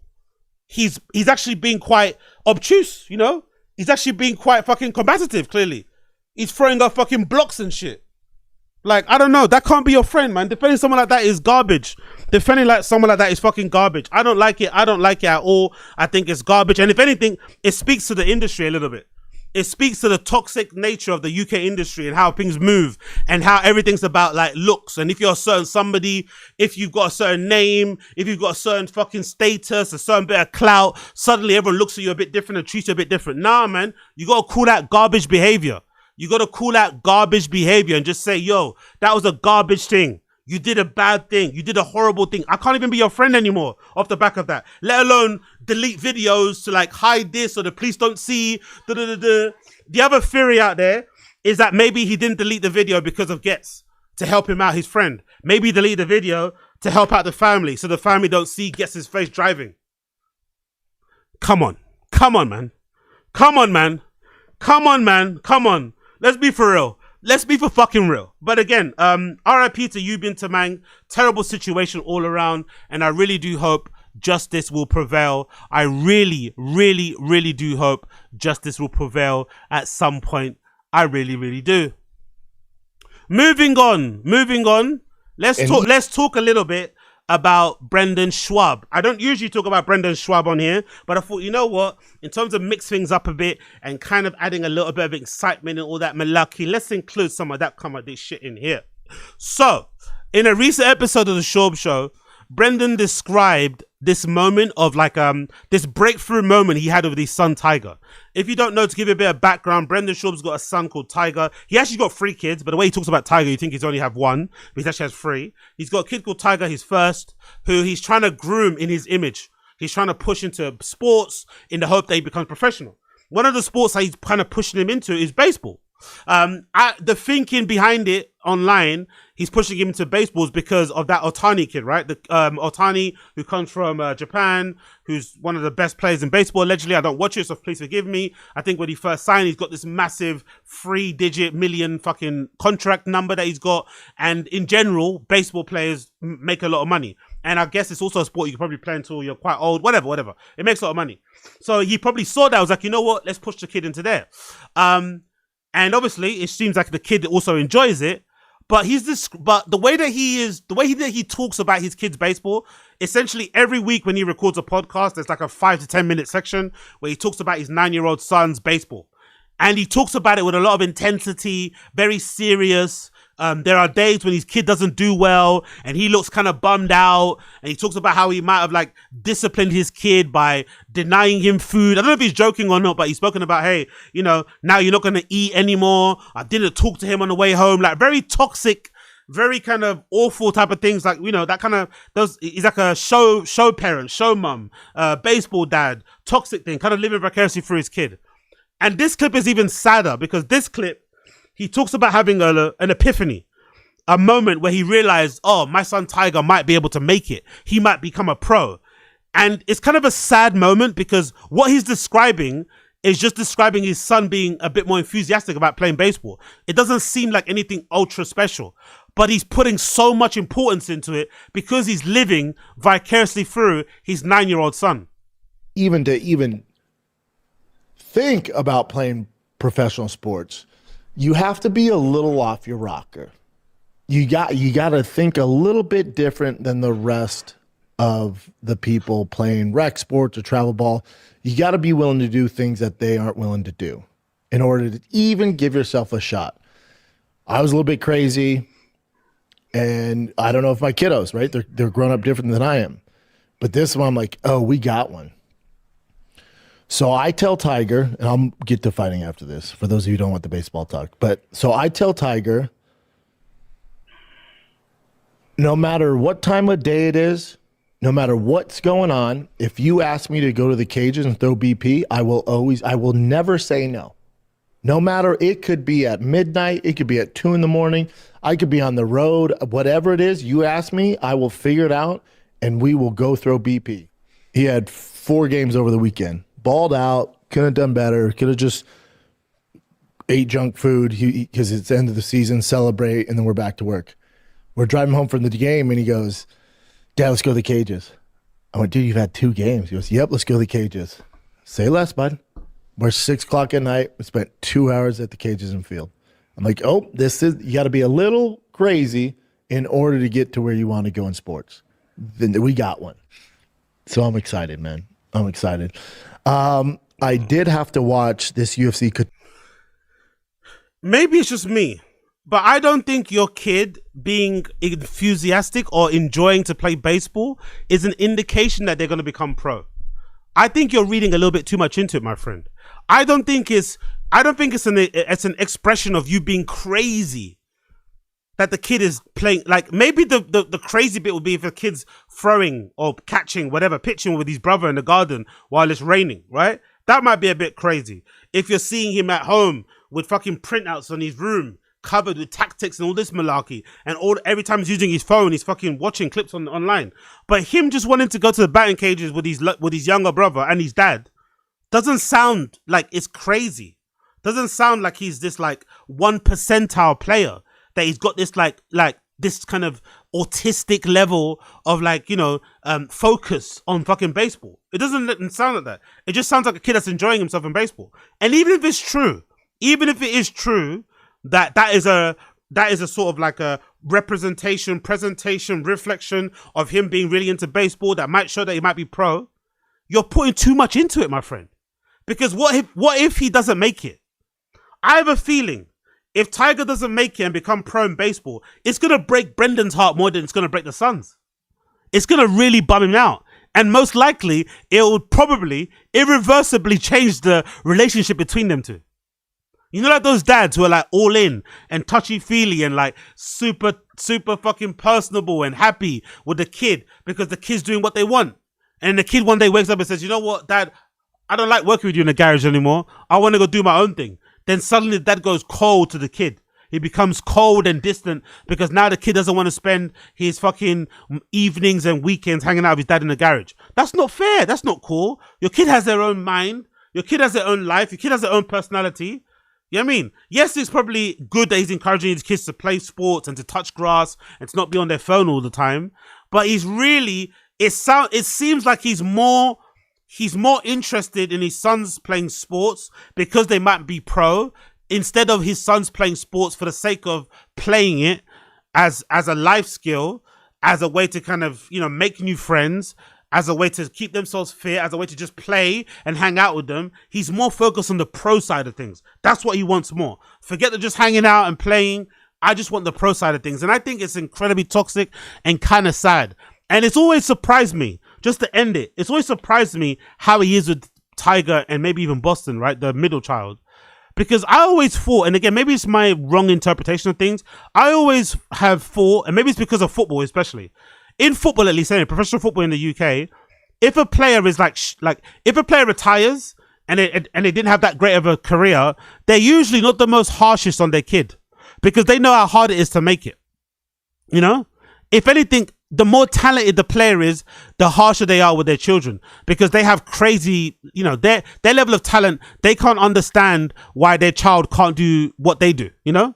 I think the same happened to like Thierry Henry. It's a really weird analogy, but I think the same happened to Thierry Henry, right? When Thierry Henry was in management, I think Thierry Henry spent a bit of time managing Monaco. Then I think he managed a team in the US, I think Dallas or somewhere like that. He's got fired from both of those positions and he struggled to connect with the players because he was fucking Thierry Henry. He was one of the best players in the world at his time. So when he went into management, he couldn't understand in training how these players weren't doing whatever he was doing. Receiving the ball, turning, spinning, lifting the ball in the air, kicking it fucking from 30 yards into the top corner. You know? Because he was just talented. He didn't know how he did the thing. He just did the thing. So, but then when you're a lower level player and you know how hard it is to operate on that kind of level, you usually have a bit more patience. You're usually a bit more chill, you know? Like for instance, like, no, actually, a good example might be even Tom Brady. I think I've heard him say some things about football and his kids and not really being that bothered and not wanting to push them at all, wanting to have a regular fucking childhood. But for some reason, Brendan was a very ordinary UFC fighter at his time, right? Very ordinary. Although he was in the top 10, top 15 in the heavyweights, at that time, the heavyweight division was very poor. He also wasn't the greatest fighter anyway, suffered some pretty brutal knockouts. So and he didn't make it in football. You'd think because of his sort of like shortcomings, he didn't win the belt in the UFC, wasn't able to play in the NFL, he'd be a little bit more understanding about the pressures, the expectations put on young players, and he'd probably want to pull back a bit and let the kid just enjoy himself. Instead, no, he's overbearing, and it looks like it's probably going to end in failure. It's probably going to end in tears. It's probably going to end in a situation where Tiger doesn't play any sports ever, personally, going forward. That's my prediction, but I hope it's not true. Carrying on. Let's talk a little bit about the thumbnail. So this is an article that I want to read with you guys, courtesy of the New York Times, bloody Times. And the article title is called "Everyone's in Sync. Phone ban on NYC dance floors is getting rave reviews." And this features a little bit about the book club. That's why I put Tizzo in the fucking thumbnail. And essentially the byline says, in the TikTok era, people were filming rather than dancing. I'd rather live in the moment and feel the joy, one reveler said. And I think it also kind of piggybacks a little bit on this new trend I've seen online. I don't know if you guys have seen it. On TikTok especially, there are kids that are doing this like raw dog boredom. Have you seen this? Let me see if I can find it actually on TikTok. I think, is it raw dog boredom? I think it's like a boredom thing on TikTok where kids are like boarding planes, right? And they are not wearing headphones, not reading a book, not doing anything, just like, sitting there. Or they're taking an hour out of their day, right? Let me see if I can find it. Yeah, there you go, here. That's probably it. Let's see, this video might explain it properly. Well, Gen Z is learning the art of patience in a new TikTok trend called raw dogging boredom. The raw dogging trend started with long-haul flights, young people travelling without books or screens or music for distraction. Now it's expanded to everyday situations, with many filming themselves sitting completely still in silence in their spare time. That's a good one. That guy's a good one. With only themselves for company. Fans of the practice say it's a way to increase self-discipline and boost attention spans after growing up with constant dopamine hits from all that social media stuff. It's also a way to mentally detox from constant digital distractions and learn how to be comfortable alone. So I wonder if this movement of no phones on the dance floor, covering phones, adopting the whole like Berlin idea of raving and whatnot, is maybe a extension or in the same universe as this raw dogging boredom, where people want to live in the moment a little bit more. They don't want to be tethered to their phone like we all are. Like our phones have become an extension of ourselves, right? We all get that phantom touch where we kind of tap ourselves. Maybe we hear a phantom ringtone or notification. So maybe untethering yourself from your phone, allowing yourself to be bored again, allows you to be in the moment, to notice things around you. Like that's really fucking important. I remember one time, one of these free climbers, I forgot what his name is. One of these free climber guys I used to watch on YouTube, parkour guys, used to say something like, oh, I'll be in central London standing on top of a building. Millions of people walking underneath me. I'm literally standing on the edge of the building, or I'm hanging on it off by one arm, and not a single person looks up. Everyone's so busy looking down. You know what I mean? No one is busy. No one is kind of looking around at their environment and taking it all in, whereas he has, because obviously he's communicating and climbing over the building and shit. So I thought that might have some connection with it, but let's actually understand what's going on, because I also feel like there's too much onus being put on it. I kind of like this no phones on a dance floor, banning phones sort of thing. But I also feel like I wouldn't say it's infantilizing, but it's kind of treating us like babies, There's too many rules. Like all of these club nights have like code of conduct, house rules, like 1 to 10. Like it's just a fucking rave. It's not that deep. It really isn't. Yes, I know sometimes some of these parties are promoted by people from, let's say, vulnerable groups, right? Like LGBT community, or maybe, whatever else, who maybe need to cultivate the space in a certain way to make sure that nobody gets abused or whatever. But I'm just getting tired of the rules. I'm getting tired of the rules. I'm getting tired of the cut. I'm getting tired of it. It's just a little bit too much. If I want to back up my phone, I'll back up my phone. Like, let me fucking do my thing. It's just too much going on. Too much babying and parenting. But maybe I'm wrong. Let's read the article here, courtesy of the New York Times.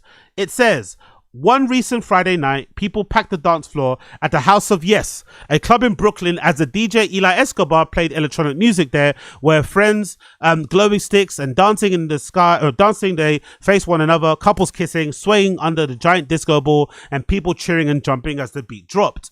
There wasn't, however, a stilted crowd filming in the air with their bright screens, a ubiquitous sight in the TikTok era, right? Continues. Actually, what is that? Where's that hyperlink? It's a ubiquitous site. What was that? Where do I see in the city to avoid the phone up frat boy sorority raver crowd? Hilarious. House of Yes has joined a growing movement of New York City nightlife spaces that are banning or limiting phones on the dance floor this year. The policies have been introduced at recognizable venues including House of Yes, elsewhere, as well as new clubs such as Refuge and Signal. Pop-up dance club parties eschew phones, and even Andrew Yang is throwing a no phone gathering. Now, I don't mind it personally because, I'm come from Europe, and in general, places like Berlin or places like mainland Europe, and even some places here in the UK, have been quite early on this, and it's proven to work. Like a club like Berghain's a good example. Like no one can deny that, number one, the no photo policy and the very strict entry policy definitely helps the ambiance on the inside. No one can deny that. There's not a chance that you can deny that all of that doesn't help to kind of increase the vibes on the inside, because everybody goes in there, everybody queues up on their best behavior to get in, and when they do get in, they're super grateful and they're going to make the best out of it. They're not going to be in there wasting time. They're going to be there on their phone. They're going to abide by the rules, because don't be mistaken, I've been in that place where I've been in the fucking club and I've seen somebody recording cheekily, and I've seen somebody 2 seconds later got grabbed out from the dance floor. Like, they don't play in there. Like, they don't play. They've got, like, I wouldn't say plainclothes security, but they got security in there that kind of roams around. And if they see anybody on their phone doing a nonsense, they will march you out of that place ASAP. So people do abide by the rules for the most part, because, you know, they do kind of enforce them, and it obviously helps with the vibe. But then, of course, if you don't get in, it becomes a bit of an issue. You get me? Because it can seem a little bit prejudicial, judgmental, Anyway, let's continue. Some venues place stickers over their phone cameras and have staff members remind attendees of the house rules, or use signage that says, please don't use phones on the dance floor. Signs that nowadays at clubs in Queens. Whatever the method, the idea is to improve the experience, and people appear to be responding. The quote: there is more collective energy there is more collective energy to the music when there aren't phones out, says Basil Lyons, 23, said at the House of Yes. At Refuge in East Williamsburg, Felicia Jew, 26, we're in a club for a reason, she added. I'd rather live in the moment and feel the joy. And here is a picture from one of the clubs. This is Book Club Radio, which, by the way, big up Book Club Radio for making their own custom stickers. I fucking love these stickers. I'm not going to lie. I've seen them before. They put the stickers over the phone, and the stickers kind of resemble a ticket stub that you would get going to a fun fair, or back in the day, that's the kind of this ticket thing that you'd get if you went to a cinema or movies and stuff. I really like the design of the sticker, how they've made it, but they've got their own custom sticker. I've got to say, the best sticker till this day, again, more glazing or Berghain, is definitely Berghain's. I feel like Berghain's camera phone sticker, I don't know what they made that thing out of, but that shit doesn't move. You could wear skinny jeans, you could be sweating, you could be taking your phone, you know, in and out of your pocket because you're taking random people's Instagrams and numbers down, and that shit doesn't come off. That shit is bulletproof. Whereas the one in Fold, God bless Fold, you know, I'm a big fan of Fold. I love that place, been there since the fucking opening. But I think Fold sticker isn't as great. Fold sticker comes off a little bit too much. Fold sticker's a little bit, you know what I mean? It's a little bit all over the place. But I think Berghain sticker is like bulletproof. That shit doesn't budge. That shit doesn't budge. Talking to Book Club, actually, let me actually double check. I want to see what they actually said, because I think she had an interview. Is it with NYC Rave Girls, right? Yeah, there you go. NYC Rave Girls, by the way, I get a lot of hate on the Reddit. People are saying that NYC Rave Girls are ruining the rave scene or something. I was like, what? Where did I see that? Yeah, there's a clip of her talking. What's her name for one of the NYC Rave? There we go. The Book Club people. There they are. Talking about the no phone policy, right? Let's hear what they have to say. So, no phones allowed on the dance floor is golden rule number 5 at Book Club Radio Manifesto. So we asked the founders, Tinzo, and Jojo, about the intention behind it and why they notice shifts when the phones go away. So let's hear what they have to say, the founders of Book Club. The no phones rule is also one of my favorites. So in your opinion, what happens when the phones go away? People are just more present. I've witnessed so many more people taking the opportunity to interact with people that they probably wouldn't have if they were on their phones. I think people use their phones as like a safety from having to interact with people. But when you put that away, you're there in the moment. It gives you the opportunity to get in tune with the music, but also like engage with your environment and make friends and like build community. Absolutely. It can be such a social crutch. No, for sure. I get it. I'm an introvert through and through. Even for me at the beginning, it was a challenge, and I think it helped me learn not to use it as a crutch. And even if I do want to have a moment to myself on the dance floor, how to be confident in that without my phone. I'm also addicted to my phone. I'm on it all the time, and every time I go to book club, I'm not on it at all. My battery hasn't drained at all, and I'm like, this is amazing. It feels so good and freeing. Everyone's just sort of in the moment when you take the phones away. People comment on this a lot where they say, like, you're filming the parties. It's kind of ironic that you tell people not to take out their phone, and that's true. But for us, it's like, why would you record it if we're going to record it better than you ever could? It's really about people being in the moment rather than like, not having a trace of it. Yeah, exactly. I think the no phones rule is also one of my favorites. So good fucking point. Great fucking point. One thing that I kind of love as well, like I said, I think because their party it's essentially all filmed. It's live streamed. It's shot immaculately well. The titles are really good. The DJs they get on there are kind of, I guess, fairly unknown. They push a lot of new talent. They put them in unconventional spaces. I love the themes with the dress up and stuff. It's really, I won't say silly, but it's playful. It's not as serious as maybe some of the clubs that I go to. Maybe it's because they're American. That kind of helps, because I feel like American people have a different relationship with raving.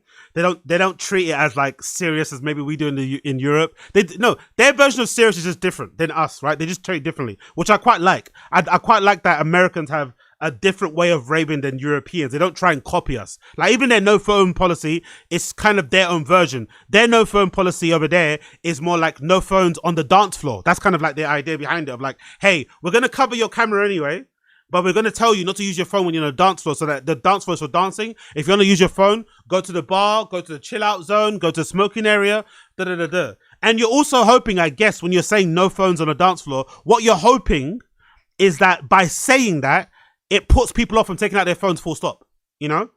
In a way, it's kind of a clever kind of way to like tell people that you shouldn't have your phone out. Now, I'm kind of struggling with that. When I recently went to Fold, I'm not going to lie, I was kind of on my phone a little bit too much, you know? I was kind of embarrassed by how often I was packing up my phone. And I do remember speaking to somebody before about Fold, and they were like, and this is something that I've never done, right? Never fucking done in my life. They were like, when they go to Fold, because Fold has these lockers, right, where you can kind of store your shit and it's really easy to use. You kind of book them online. You can kind of, you know, put your shit in there. That person told me that they put their phone in the locker all night. When they arrive at Fold, they take off all their shit. They got their rave outfit underneath their jacket and stuff. They stuff their bag, everything in the fucking lockers and lock it in there, and their phone. And they only get it back at the end of the night. Or maybe if an extenuating circumstance happens and you bump into fucking Rosalie on the dance floor. You know what I mean? You want to get a number or something. But for the most part, they keep their phone in there all night. And I was like, wow. I can't imagine that. I can't imagine just leaving my phone in the fucking locker for like 6 hours. You know what I mean? I'd be fucking itching. I'd be fiending for it. But that actually might be the best way to rave. That might be the best way to actually lock in with the experience and kind of enjoy it, because you aren't allowed to record it anyway. So you might as well fucking enjoy it with your eyes, with your ears, with your body, and kind of really fucking be in the moment, really and truly, which I've never done. I'm not going to lie. I've never done. I've never fucking done that ever before. I've been to raves, obviously sober, and had a good time. I went to Berlin sober, I went to Berghain, or done all that shit, but I don't think I've ever been in a club and not taken out my phone, even when it's got a sticker on it, which is kind of bad, but I guess it is what it is. I always feel like people in the comments, I always feel like it's such a relief to be at a no phones policy club, you just get to be, oh, that's a great quote actually, big up this person. I feel like it's such a relief to be at a no phones policy party or club. You get to just be. Time melts away, you experience the drops and the music instead of having to document it. It feels nice. That's a good point actually. You just get to, and where do you get to be really? There's no real places you get to be anymore, right? You don't really get to be. You're always like stimulated and tethered to something that connects with the Wi-Fi. Another person here says, R.I.P. Tinzo's Tama. Okay. Oh my God, where are those purple pants from? 100%. As an old house head from the 80s, back when the documentation of said shenanigans was by professional photographers at the rave was all we had today. It's all about connection, conversation, getting lost in the vibe, living in the moment. Young people today, I'm raising 2 of them, need to find that again. My kids love music. They have their phones on sometimes, and I see them staring off into space, lost in the music or podcast. To be fair to these young people though, I feel like when I've seen clips of like young kids listening to like a young kid musician, I don't know, BWD, how do you fucking pronounce her name? I feel like when I see clips of her performing, there's not a lot of kids in the crowd that have their phones out. So I feel like when kids go to like live music gigs, they tend to just sit there and enjoy the show. You know, if they're not on their fucking, you know, Game Boys and shit, they seem to just enjoy it. So I think they are kind of good at sort of like doing that, but it needs to extend obviously to raves. People interact with people. Epic, says Tinzo. I went to the Canopy Club and dance club to dance with Tinzo and Jojo early in the year. Had a blast. I wish more clubs would try no phone policy. People need to let loose and open up and interact and dance. I agree with that one. One person that doesn't agree is Capote. What's his name? Capote, right? Capote from Toy Tonics. Capote from Toy Tonics, the founder of Toy Tonics, had a counter narrative to the whole no phones policy thing, because Toy Tonics I've kind of become popular over the last years, or the last few years anyway, because of the clips of their parties. The clips of their parties, the vibes have kind of made them way more popular. So it's an integral part of like promoting and marketing what they do. But the weird thing with Toy Tonics, there's loads of footage of of the clubs and what they do, but there's not a lot of people in the audience recording. It's really strange. I don't know how they've done that. But one of the videos I remember them going viral for is this video here of him playing the main guy. Caputo is the founder, or Caputo is the founder of fucking Toy Tonics, playing, where is he playing at? Where is this place? In a place called Rapolo in Italy. He played in this place called Rapolo, Italy, on a boat. Fucking amazing. And I remember this clip going viral and everyone having, you know, going fucking crazy for it.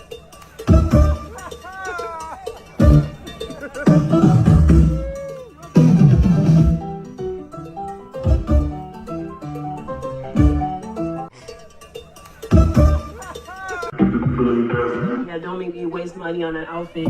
I need a little sun, no sun. So that's a clip, right? And then I think he replies to all that no phone policy thing with this little clip here. He says, this is Capote, right, from Toy Tonics. No photo policy? Not really. Maybe there are two types of people at music events today. Those who come to collect content and those who come to feel something. At Toy Tonics parties, taking photos is allowed, but most people don't bother. They're too busy dancing, connecting, having fun, and actually living in a moment. Honestly, I live when people capture these magic moments. It shows how incredible, positive the Toy Tonics crowd is and what good music can do to people. So I wonder why that happens though. I wonder why is it that at Toy Tonics parties, although everyone's allowed to record, and content is a big part of what they do, similar to kind of music, right? Similar to kind of music. Content is kind of a big part of what they do and how they get their stuff out there. You don't really see a lot of people in the crowd recording. Very interesting. I don't know how that happens.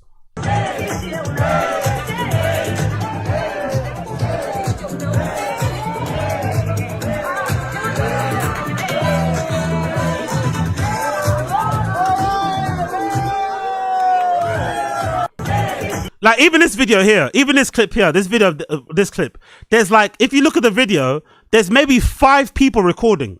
5 people I can count, maybe 5. And the whole crowd is just dancing, having a good time. So I wonder how that happened. So like, cause if I put on a party tomorrow, I'm not going to say no photo policy. I want it to be like a Toy Tonics rave where if you want to take a clip, but you know, people are going to be enjoying themselves more often than not. So I wonder how they do that. I'm not really sure. Big up the stream chat. Big up on 10 Toes. Been to several Tinzo and Jojo shows, but find interesting they have cameras everywhere. Oh, really? Okay. Big up Rick MB. I once acknowledged went to a BDSM theme rave. Everyone was looking at me weird. I had to leave ASAP. Now, BDSM raves are a vibe, man. Don't discount it. Don't fucking discount it. Big up Rick. I'm watching from Pattaya, Thailand. There is a nice rave scene here. Have you been? Yeah, of course. I went to Bali a few years ago. I'm also very familiar with that club called I think it's called Elephant Sunday. I forgot. It's on a beach. It's on a beach somewhere. I really want to go back there because they've got a club in there too, where people play, and they've got a really good little merch store and a cafe and shit connected to it. But yeah, I'm familiar with the rave scene there. I haven't been there raving properly. When I went to Bali that time, I just went to kind of hang out. But yeah, I'm familiar with the scene over there. Big booth as well. Raving got to be in a big city. All I know is Ghetts, blah, blah, blah, blah, beast of that. Yeah, let's continue. Let's go back to the article. Big up Toy Tonics though. Big up Toy Tonics. In recent years, staff members at the House of Yes in Bushwick noticed that the dance floor was filled with people taking selfies and recording themselves instead of dancing, said Sophie Winter, the marketing manager. So in May, the venue decided to test out a major change. It made the dance floor a phone-free zone during Mr. Escobar's monthly residency. Smart decision. It felt like how parties used to feel, said Miss Winter. Everyone was in the moment. Everyone was enjoying themselves. It went so well, the policy has remained in place. Social media can encourage users to chase trendy spots, post about them, rather than enjoying the music and the experience. One quick picture can lead to getting lost in the notifications, and that can kill the vibe for others in the crowd.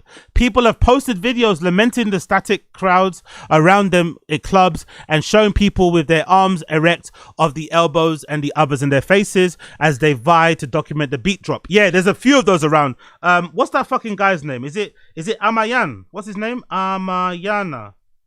Is it Amayan? Is it Amayan DJ? What's his fucking name? There's a clip of him that at the moment that's fucking horrendous, by the way. Everyone's just standing there watching him. Is it Amayan? He does a song with Travis Scott. Oh, he's got a song with Travis Scott. What's his name? Is it Amaya? Let me see what his name is. Enima. So let me quickly check him out quickly here. Let's do Enima Instagram. But people don't really like some of his clips because a lot of it is just people just standing there, not really doing anything, you know? Let me see if I can find, there's a clip. I think he played recently like in China or something, if people didn't like it. Where was it? Maybe it's this. You know, look at all the phones. Look at all the phones in the crowd. Look at all the phones. God, look at all the phones. Look at all the fucking phones.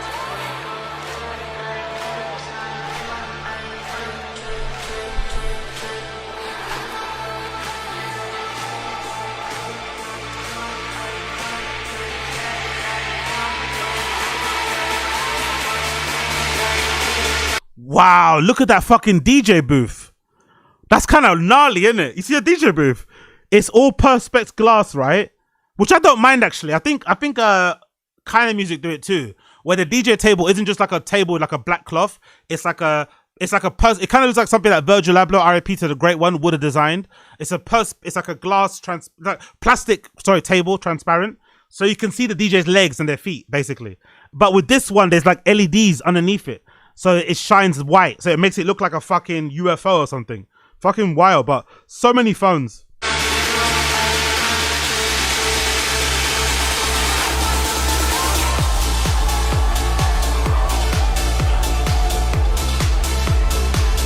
Like, surely this person right here, that person right there, bro, enjoy the rave, man. You're in the DJ booth. You're in the VIP section. You're right behind Solomon. You're right behind this guy called Enima. Like, enjoy the rave. You're in the moment. You're right there. Why are you like, you're never going to capture, and more than often than not, wherever you record on your phone, you barely revisit it anyway. You barely go back to revisit it. I know I don't, you know? Let's go back to the article. When Signal opened in East Williamsburg, Brooklyn, phones were banned on the outset. The thinking being that even one person filming the dance floor takes others out of the moment, which I definitely agree. And encourages the habit. The quote, "It's not good for the crowd," says Nick Spector, 37, a member of the club's founding team. For nightlife spaces, one consideration around banning phones is losing what is essentially a source of free online marketing. But after Signal opened, Mr. Spector said its no phone policy received more press than the club's sound system on music programming. Wow. That's hilarious. That is hilarious. Hilariously depressing, but also cool. Because people know Wagwan. They're not going to be surprised when there's a sticker on there. They're hopefully going to abide by the rules because they've heard about it. And it's also a different experience. People want to go to a space with no, it's kind of like going to coffee shops with no phones. But you remember when there was that trend of coffee shops that were opening where they said there was no laptops allowed. Do you remember that was the thing? And people kind of got upset about that. So I wonder why people are sometimes, I guess because raving is different, but I don't know. But let's continue. That seemed to do more for our marketing than any amount of Instagram videos could, to Mrs. Spector. Green Room, also in Williamsburg, plans to install small lockers for people can voluntarily store their phones. Really? What's the Green Room? I've never heard of that. What's the Green Room? There's so many clubs out there, man. What's that? Green Room Club, New York. Not heard of that one. Is that new? Is it not opened yet? Oh, so it might be new then, I guess, right? Let's see the Instagram. I want to see what the pictures look like on the inside. What does it look like on the inside? Oh, that's the one I think I spoke about it before, right? Because there's a link here. It looks like I pressed. Yeah, this one. There we go. It's not open yet. Green Room to open in New York. Oh, it's not open yet. It opens on the 14th. Oh, it did open. It opened on the 14th. What am I talking about? The team behind New York Party Golden Record have opened a new venue in Brooklyn called Green Room. So I want to see what it looks like on the inside. Come on, show me some pictures. Okay, maybe there's no pictures of what it looks like then, I guess. There's Green Room. Okay, there we go. Is there any pictures of what it looks like on the inside? Opening November 14th. Video by Morgan somebody.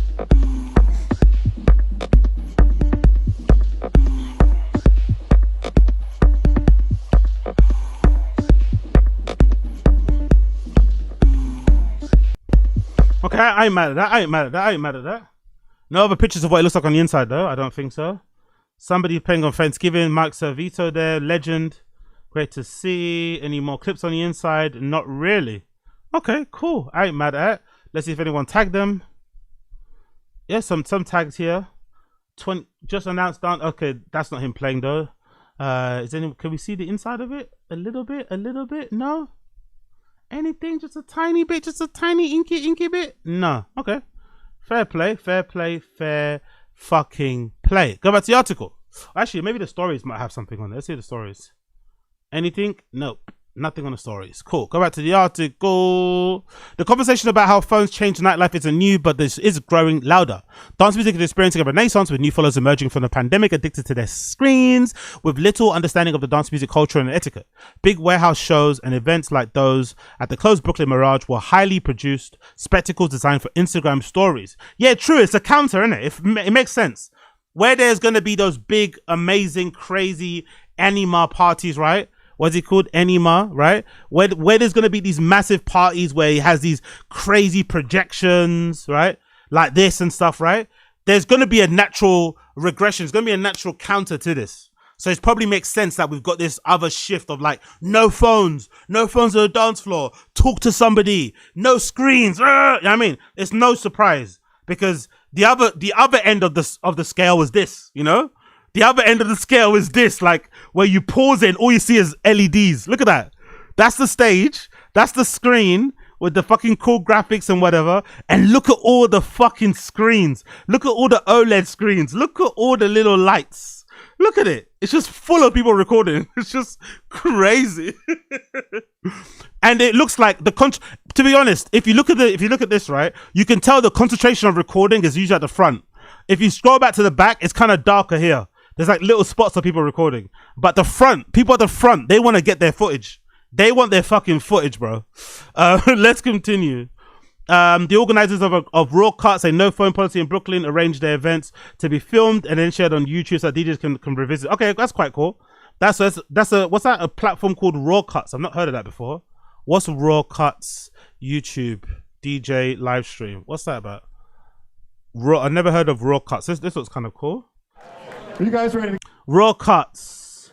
At the center of dance music are artists and storytellers. We create moments and champion community and share it with the world. Our goal is to provide a platform for amplify the next wave of sound. Cool. Let's check out their videos. What's the most popular one? Let's check out a mad random one here. Okay. They had Butch, Diplo. Oh, I did watch one. I watched the Ben Sterling one randomly. Okay, so I know what's going on here. Let's watch one of their latest ones. Let's see what's going on. I don't know. Let's see. Oh, Cynthia back and Meat. Let's play that one randomly. Let's see what this is talking about. This is royalty. I love Cynthia. When it comes to selects, when it comes to groove, when it comes to house music, there's not another duo like this. For Heist and Raw Cuts at 80E, this is Meat and Cynthia! Hey, yo, Meat. Pause on that name, brother. Pause on the name Meat. Pause on the name Meat.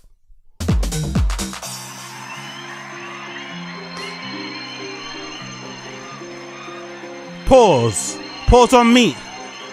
Pause on Meat. Pause on Meat. Big up Cynthia. Big up Cynthia. Big up Cynthia. Cynthia.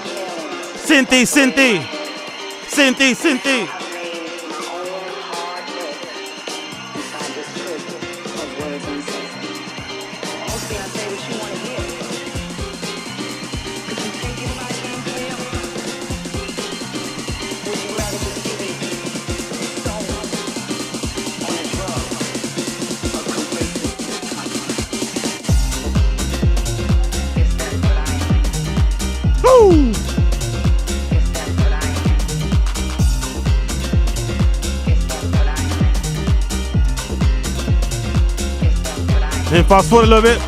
Onto this.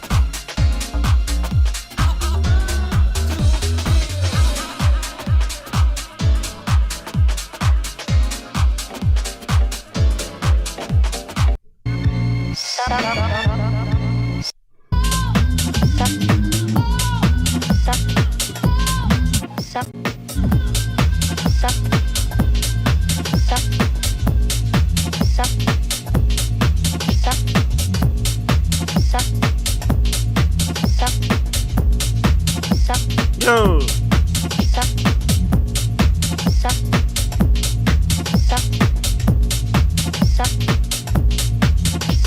Yeah, big up Raw Cuts. Never heard. Never gonna look at more of their stuff. It continues in Berlin, where the famed techno scene in Berlin, where the famed techno scene is UNESCO's intangible cultural heritage list. Phone-free nightlife is customary. Clubs in London, Manchester, and Athens have joined in on the trend, and the practice has persisted. The practice has a precedent in New York, where people have long felt the need to unplug from a frantic city life. Output, which opened in Brooklyn in 2013 and closed in 2019, was beloved for its free-spirited, no photos allowed atmosphere. Nowadays has had a no phone policy since it opened in 2015. Basement, an underground club in Queens, opened in 2019 with a strict no phone policy. They also strict on the door, bro. I heard Basement bounces more people than Berghain. I've heard suggestion that Basement bounces more people than Berghain. They said not tonight. They don't play around Basement, bro. Basement door pickers don't play no games. It continues. Movement has grown as people seek to escape from phones, and even members of Gen Z who have a reputation for being chronically online. The quote, "It's healthy, especially for my age group," says Quintazia Roberts. Lovely name. Big up Quintazia. And said last month at Refuge, where she was attending her first phone-free party. Later, she said she was struck by, quote, "Everyone's in sync." Yeah, I bet so. I bet everyone's... That's one of the greatest things about going to Berghain when you go for the first time. At least the first couple of times. You have that moment where you're just like on the dance floor, moving your arms around, right? Dancing like you're in some fucking George Michael video. And there's a moment where like you're all sort of like... Doom, doom, doom, doom. Like you're all sort of like swaying at the same sort of time. It's really odd. I don't know how it happens. It's also kind of silent. You all have a moment, that little circle around you where you have like a little moment of like 10 to 20 minutes where you're all sort of like doing the same thing. Like it's so fucking trippy. It's so trippy. The smoke is all over you. All you see are bodies. You're touching shoulders and arms, and other people are doing more things. Woo! Becky Wang 27 said she used to document everything, including her favorite DJ sets. I realized I was not enjoying the music and spending time in the moment. There's research to support that, said one study examining the secret source behind Berlin's nightlife culture found that banning smartphones and cameras can help to foster meaningful shared experiences. By promoting community and sense of escape, phones-free environments also honor the roots of rave culture and dance music culture and a safer space for black and queer people in Detroit and Chicago. You know what? Forget all that. I think it just makes you present, people. I think it just makes you present, because having the phone in your hand doesn't make you present. It makes you distracted. Nowadays, I'm even trying to go as far as if someone's talking to me, not to take my phone out and actually listen to what they have to say. Also having dinner, leaving your phone in your pocket, not putting it on the phone table, on the table when you're eating is really important too. But I think banning phones forces us not to use our phones because we're so tethered to our phones. That's the only way we can be in a moment. No one's going to just listen, you know, which is why I'm really intrigued to find out why Toy Tonics seem to be able to do it. Why do Toy Tonics have a do what you want policy, but no one hardly records it? I wonder why. Of course, the ban's on a panacea. There's some people flout the rules. What's this one? What's it about? Flout the rules. Some people flout the rules. What happened here? Who flouted the rules?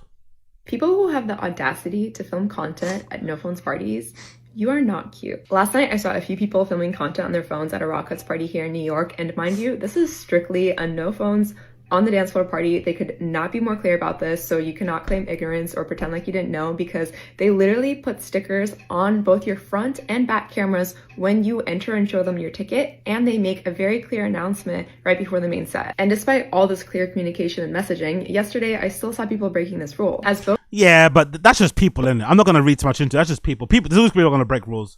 I think if the majority of people don't, it's still a good thing, and it's a good party. Zach McGuire 27 said covering phone cameras with stickers feels more like performance to build credibility for the venue. Some people complain that the stickers leave a sticky film, oh shut up, on their camera lens. Tell them to grow up. Tell them to suck it up and stop being fucking pussies. Mr. Escobar, the DJ, said he wasn't against people taking photos as long as there was a balance. I don't think people should feel ashamed if they capture some moments. That is typically the push and the pull people describe, said Alex Barash, an associate professor at the marketing at University of Colorado Boulder, who has published several papers on the topic. I want the content so I can have it later, he says, but it does psychologically take me out of the moment when I'm getting that content. Yeah, true. Big up them. And big up Jojo, by the way. He looks fucking great. I love the eye makeup. I love the fucking eye makeup. Big up Jojo. Big up Jojo. You don't need to take your phone out and record this, said Jojo Lorenzo, a DJ and organizer of Book Club Radio, who also uploads footage on YouTube because we're going to have a better video for watch later. Yeah, that's the thing, man. Like, they killed it, man. Big up Book Club Radio. They just started a thing. That's the thing with the world nowadays. You can just do a thing. You can just start something. I'm going to play another clip as well from Imogen later. Big up fucking Imogen. Big up fucking Imogen, and big up Miss Floki as well. Big up Miss Fluky. Big up Miss Fluky. But I really do think that you can just do things. As long as you have the money, you can just do things and just like, I mean, you're off to the races. So big up Book Club. It continues. But some have developed a workaround for that problem. Book Club Radio, a pop-up dance party where phone cameras are covered with stickers, has recorded its own parties, uploaded them onto YouTube in recent years. You don't need to take your phone out and record this because we're going to record it on way better video for you to watch later, said Lorenzo, Jojo Lorenzo, said 31-year-old DJ. Erez Davies and Cal Green, the founders of Rawcast, a pop-up party, have also covers the phone cameras and uploaded their own videos, said they recognize the reality of the social media era. Videos allow artists and DJs to promote their work and fans to keep up with the scene. The only problem is that there are some fucking particular DJs out there that don't like their sets being filmed. There are some very picky, very choosy, very difficult, I'd say, DJs out there that are not cool with the whole pictures thing. They don't want their picture taken at the club. They don't want videos filmed. They don't want their sets recorded. Nothing. You know, they want to save the surprise of the set for the people that go and watch them. They don't want any recording. But I guess nowadays most people do because of social media. You want that fucking Jesus pose, right? You want to be fucking with your arms out in front of the fucking decks, receiving all the love and shit. So I guess it depends. But if it was me and I was promoting a party, I think I'd do the Toy Tonics thing. I don't think I'd do the band straight off. I think I'll do more of a Toy Tonics thing. Even though when I did promote parties back in the day, I did have a moment in the time of me promoting where I did a party I only did a few of them. I didn't do too many, but I did a few of them at Yellow By where I did this idea of like covering the DJ booth so no one could see it. And I'd cover it in like glitter, you know those like gold curtains that you use for parties and whatever, house parties and stuff. I'd put the gold fucking curtain along the fucking ceiling so it'd fall down in front of the DJ booth so no one could see the DJ. So if you wanted to see DJ, you have to kind of peer your finger through. But it created this kind of, and also I put the other curtains around the club so it kind of created this nice little shimmering gold ball type of thing going on. And it was kind of a good vibe. People were, again, more focused on fucking dancing and doing fucking bumps on a dance floor than fucking oogling at the fucking DJ. But, you know, I don't know if that's a thing nowadays. I don't know if DJs will be happy to have like a fucking burqa shield in front of them as they DJ. You know what I mean? It continues. We're trying to think of an equation where everyone can win, says Mr. Davis, 28. Maintain those values and behaviors and rules. At House of Yes, Gianni Matthias, 33, a photographer who was admiring how beautiful her friend looked as she danced under the disco ball. I wanted to take a video of her. She recorded her phone, but then scanned it. But then she scanned a phone-free dance floor. Instead, she soaked in the moment and kept on. Exactly, yes. There are some times where it's but just describing it is more beautiful. That little sentence there or that little paragraph is way more beautiful than anything that person would be able to capture. I swear it is. I actually want to check out what's House of Yes even saying. What's this? I think I was going to talk about House of Yes. Yeah, there you go. House of Yes on Instagram. What are they? Oh yeah, this is a no phone. Yeah, there we go. This is one of the clips talking about no phone policy. Big up House of Yes. At the House of Yes, interviewing gays. Hi, I'm gay. What is your name? My name is Gabby. I have a question for you. So we're like starting this new policy where we're having no phones on the dance floor. Do you have any strong opinions about that? Like, how does that make you feel? Absolutely. Phones are actually the downfall of our society. I think we're all getting dumber by the generation, and we can definitely shake some ass with no phones. Right. That's a good point. Think of all the times in your life that you've danced the hardest. Think of all the times in your life that you shaked your heart, you shaked your fucking batty, your derriere. Think of the times that you shake that niash the hardest in your life. And most of those times are going to be sans phones. They're going to be sans phones. So they're very, very, very, very correct. Hey, you would feel liberated to shake more ass if there was no phone on the dance floor, is what you're saying? Most absolutely. Let us know your name, gay. Alana. Where are you from? I'm from New York City. I grew up in the Lower East Side. Amazing. So we're doing a new policy here where we're going to have no phones. Okay, cool. On the Let's see something else on there. Anything else? Any other clips of the no phone shit on there? Bloody blah, blah, blah. Okay, I'm kind of liking House of Yes. Big up House of Yes. They got the good photos out there. But of course, no phone policy. Agreed. We don't mind it here. Let's go. I guess it's a lesbian night, right? Let's go lesbian. So big up all the lesbians out there raving. What are they watching on the projector? Are those like lesbian movies? Is that like, what's that movie again? I don't know. I think it's, I don't know. Don't ask me. I don't know.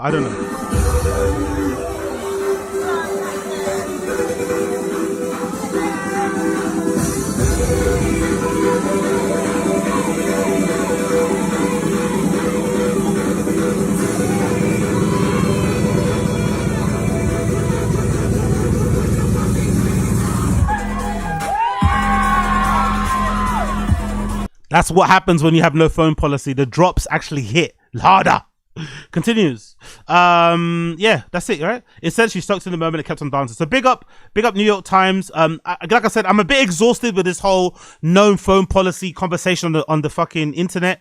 It's really exhausting. It kind of feels a little bit babyish, right? They're treating adults like fucking children. But I think sometimes we do need to be treated like children in order to do the right thing, the correct thing, and to create a better ambience for everybody else on the dance floor. So I guess in the end, if it creates a better atmosphere on the dance floor, if it makes for better connections, better night out, bloody blah blah blah, then so be it. Then so bloody be it. Big up everybody in the stream chat. Big up who I see here. Big up Ricky MB. D'Agostino. I lived all over London for 20 years, never met an Angolan. Why? I don't know, brother. I don't know. I've never met a lot of people from a lot of places. I don't know, brother. I'm not too sure. We're all over the place. We're not in a certain area. We're all over the place. I guess you have to get speaking to people to find out where they're from. But yeah, we're everywhere. We're everywhere. We're everywhere. We're everywhere. Big up on 10 Toes. Same thing happened with LGBT night events. Sorry. They have great music, but not trying to kill the vibe with straight guy energy. Exactly. Yeah. I've also come to terms with that as well over the years. I've also come to terms with that over the years that, you know, it's never personal in those type of spaces. You're a guest as well. Fucking be chill. You know what I mean? It kind of is what it is sort of thing. So yeah, I definitely agree with you when it comes to that also. Let's move on. Who else is here? Yeah, cool. Let's move on. Let's do something else. I was going to talk about, talk about this. I was going to talk, let's see if I've got it up on here, because I won't talk about also this. Where is it? Where is she?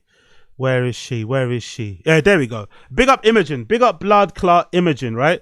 This is a fucking good clip. Big up Blood Clot Imogen. So this is a really interesting little clip from a full-length interview, I think that's somewhere.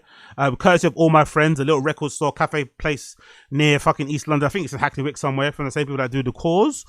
Imogen sat down with them and had a really good point about trying to make it as a DJ. And I think this also applies to all creative fields, not just DJing. Everything kind of outside of a 9-to-5, whatever side hustle you have, whether it's taking pictures, whether it's drawing, whether it's making collages, writing poems, whatever it may be.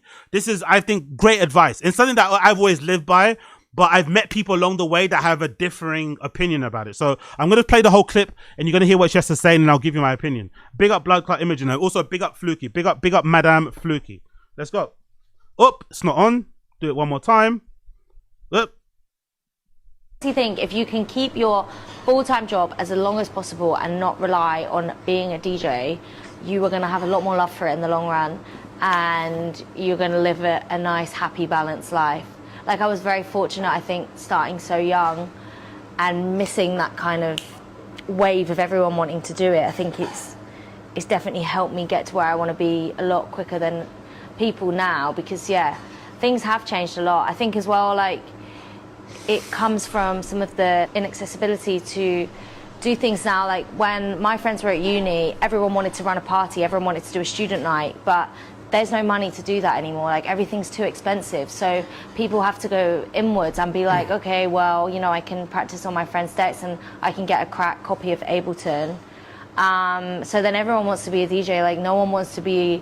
By the way, the audio is a bit fucked up. It's not me, it's the way they recorded it. I think most of the voice is coming through my right earphone. So I think the audio is a bit fucked up, but hopefully you can hear most of it. A promoter, no one wants to be a record shop owner, because all these things that cost money are essentially dying. Really good point, by the way. And I've always agreed with this. I've always been I've always kind of abided by the mantra of, like, working your full-time job, doing your side hustle on the side, and doing them at the same time in tandem, like the whole Gary Vee thing of, like, you know, work on your side hustle from like 7 to 12 And then when your side hustle starts to pay your bills, starts to pay your rent, starts to pay your mortgage, or at least matches the salary of your 9 to 5, that's when you can quit doing your 9 to 5. But you should always have one to fund your creative exploits. Now, I've also heard from other people who have an opposite point of view, who decide to do the whole big up Natalia. Her idea was more so, I used to DJ with her, put on parties and stuff back in the day. She used to say that she preferred to work like in like 6 month or maybe less increments. So she'd work somewhere, freelance, I'd guess, or whatever, for 6 months on a short-term contract, save that money, and then go balls to the wall with DJing or performing. And then if that kicks off, then obviously continue doing it professionally. But if you run out of the money in a month or 2 months, then you get another job, save up again, and then start again. Kind of rinse and repeat. Now, I think both options are the right way to go, because I think my option or my route, or the one that Imogen's talking about, the problem with it is that it takes a lot longer. So if you're actually working a real job, it depends what kind of job you're working. If you're working in a bar, it's different. But if you're working you're working in an office somewhere, your brain's going to be taxed a lot more. The commute's going to take it out of you. So it's going to be a lot harder for you to do your side hustle at the same time. To come back home and record a mix, to go record shopping, to fucking have the energy to go play at a party on the fucking Friday night. It's not going to be that easy. It's just going to take longer, especially you don't have that many holidays anyway. So even if you want to go on tour, you can't go as often as you want to, or go to all these gigs that they're kind of calling you to go to as often. So it's going to be a hard one to balance. And like I said, it will just take a little bit longer. But what it will provide you with is money to invest in yourself. So you have money to pay for the subscriptions. You have money to pay for the DJ gear, to pay for a MIDI controller, to pay for a fucking CDJ, to pay for fucking hours to go to fucking Pirate Studio, to pay to travel to places, even pay for free, whatever. You can pay for it because you have the money, but it will take a little bit longer, you know? So I guess the only benefit to do this kind of route that she's talking about is maybe if you're living at home. That can help, that can alleviate some things. You're living at home. That means that you can just maybe focus on trying to do the DJ thing. Then if that works out, boom, you kind of go. You still give yourself a little time limit. You be like, you know what, if I don't do this in a couple of years, I'm going to do whatever. But you go. But I'm now on this kind of flow, because I saw this list the other day recently about all these old DJs and stuff, which have kind of grossed me out. But I've always been on this flow of like, I don't want DJing to be my only thing, right? I want to be like a proper multi-hyphenate. And that's what I'm aiming to do. So it's going to be one of the things that I do in like a quote unquote professional level. But I think that would also make me a better DJ, because all my chips and all my fucking eggs aren't on that one basket. It's not make or break that. You know what I mean? You can play, I think I'll be playing with a bit more looseness. There'll be a little bit more experimentation, a little bit more whatever. I think I'll just be on a different sort of wavelength, a different sort of expression will come about, because all my chips aren't in that basket. Like I'm not just all in. Like for instance, like I feel like even when I was playing a lot at these pubs, at some occasions, there was a lot of pressure you put on yourself, you know, because you wanted to make a good impression and stuff, because this is all you have. Whereas I feel like if you're working and you're trying to play on the side, what that also can provide is money to do shit like put on parties. Yes, it's expensive, as you mentioned, but you can still do them. You can still put on a rave in a popping club somewhere, save up some money, and put on a party. And if it doesn't make you the money back, it is what it is. I personally, I've always been under the proviso when you put on your own raves, it's never about making money. It's just about putting on the rave to put on the rave for your community, for your friends, for your fans, just for the fucking bit, just for the fucking storyline, right? And then just do it again another time, right? So you can continue kind of putting yourself out there. You can record yourself doing mixes more often. You can pay someone to record you doing the mix more often. You can travel to other places and play. Yeah, I mean, you can invest in yourself and little things as well. You can fucking boost your posts on Instagram. Do you know what I mean? You could buy some views if you fucking want to, whatever. That money is important to kind of funnel back into what you're doing, to kind of allow you to kind of keep on going. And then I think what basically happens is that when you're creating stuff as well, and you're trying to do your side hustle, sometimes you just run out of money. And you have to kind of get real with like paying bills. So you have to kind of work a real job and maybe put the fucking dream of being a creative or doing whatever onto the side, which can then hamper or kind of, you know, kind of prolong your path to success again and make it more difficult. Because as she just said, she came into the scene when it was maybe easier. Now all of a sudden she's been professional for a few years and now it's changed. All of a sudden everyone's fucking DJing. You know what I mean? Like, I feel like whenever I open my fucking, maybe it's me as well because of my fucking likes and stuff, but I feel like every time I'm opening my Instagram, I see a new fucking DJ with no bra on jumping up and down behind the fucking booth.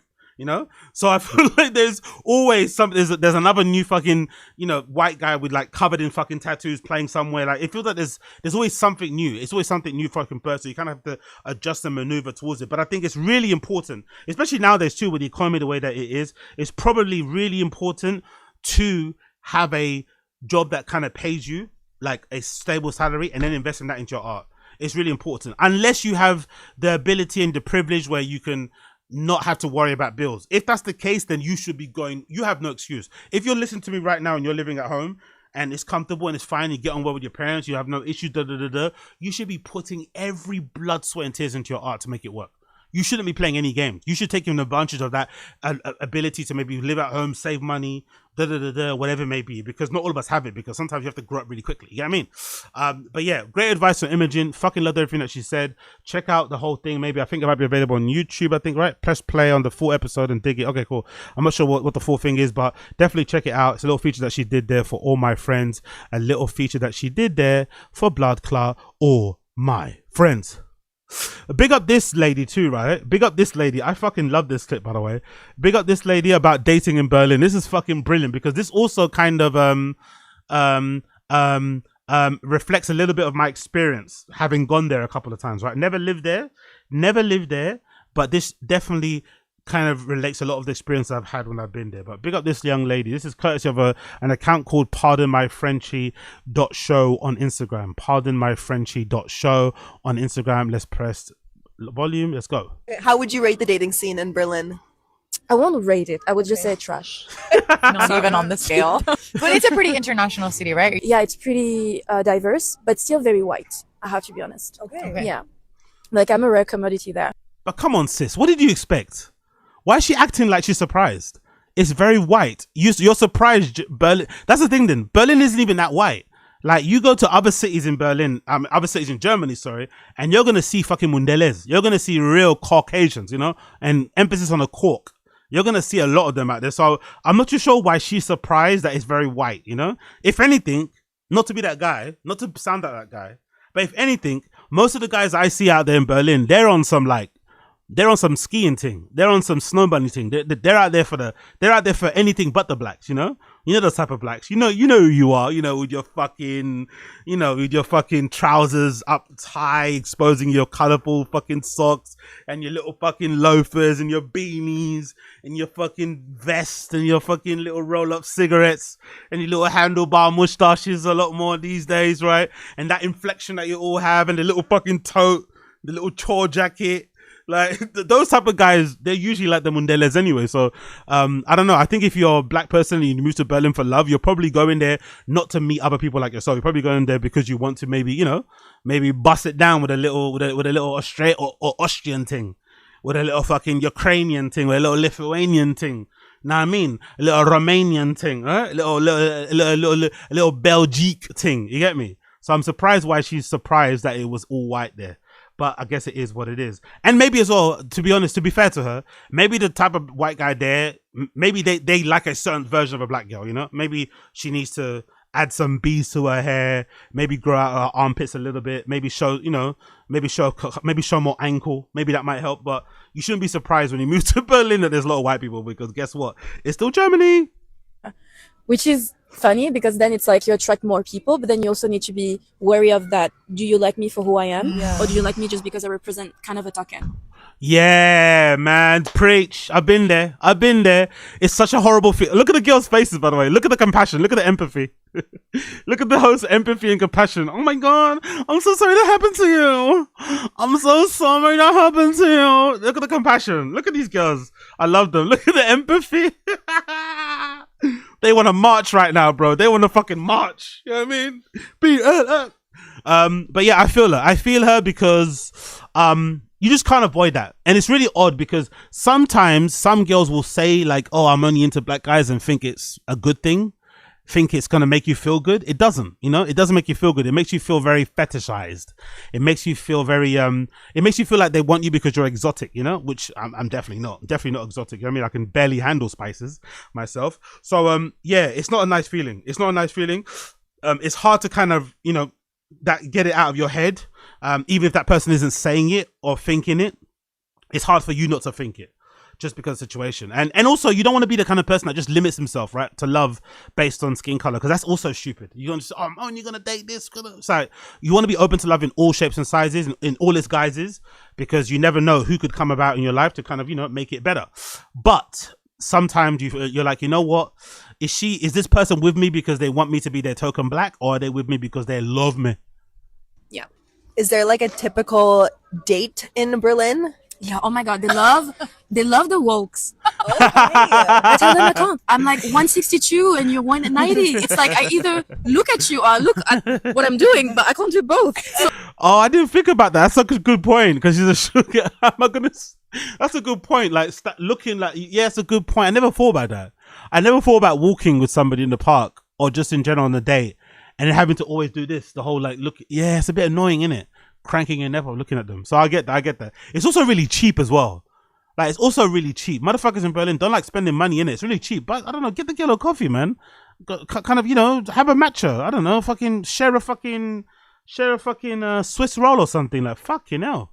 I don't say yes to wokes, and I think it's like also like low effort. Yeah, it's really. What is the main difference between dating in Paris and Berlin? I would say the difference is the banter, the warmth, and the PDA. Yeah. I love a good PDA. Is there more PDA in Berlin or Paris? Non-existent. In Berlin? Wait, I feel like I really like it. I've seen jokes about dating in Germany online. Really? So the place where everyone is polyamorous and loose with their relationship and this and that, it's not a PDA place. That's interesting, isn't it? I never would have thought about that. I would have thought everyone would be like sucking and licking each other in all different corners, but I guess maybe not. Maybe only when it's night, and maybe only under the influence, which also isn't, you know, if you're not into that kind of vibe, yeah, it also might be kind of odd. Interesting. But I'm not surprised that Paris is PDA central. Paris, you see people sucking each other's faces. Like, you see older people. That's the first time I think I was in a city where I've seen people over the age of like 50, like my parents' age, like proper sucking each other's faces. You don't really see that often. Really old people usually, you know, carry themselves a certain way. But in Paris, them people, they're sucking. They sucking each other. And I'm like, that looks rough. Wait, what is it like dating German men? I felt like he was very rational. Okay. Were they very punctual? Yeah. But that's a good thing. Are they pretty split things 50-50? Yeah. Yeah, and that's not my life. Like, I'm not about that life. I would also expect if you... I'm not about splitting 50-50. What does she expect then if you meet somebody new? Pay it all in full. Come on, sis. Hopefully that's not what she meant. You invite me, you pay the first drink, I pay the second. Like, it just has to be like kind of... Oh, okay.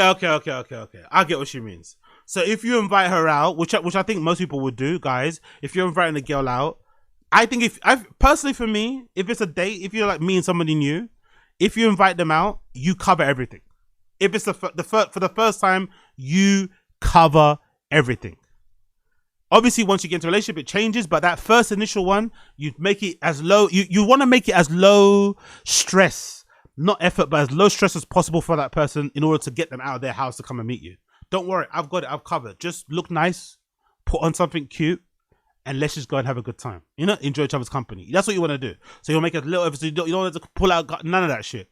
But I get what she means. So imagine Berlin guys are out here busting it 50-50 immediately on the first meet. Like, giving you a Monzo request, a Revolut request, PayPal fucking invoice. Like, Jesus.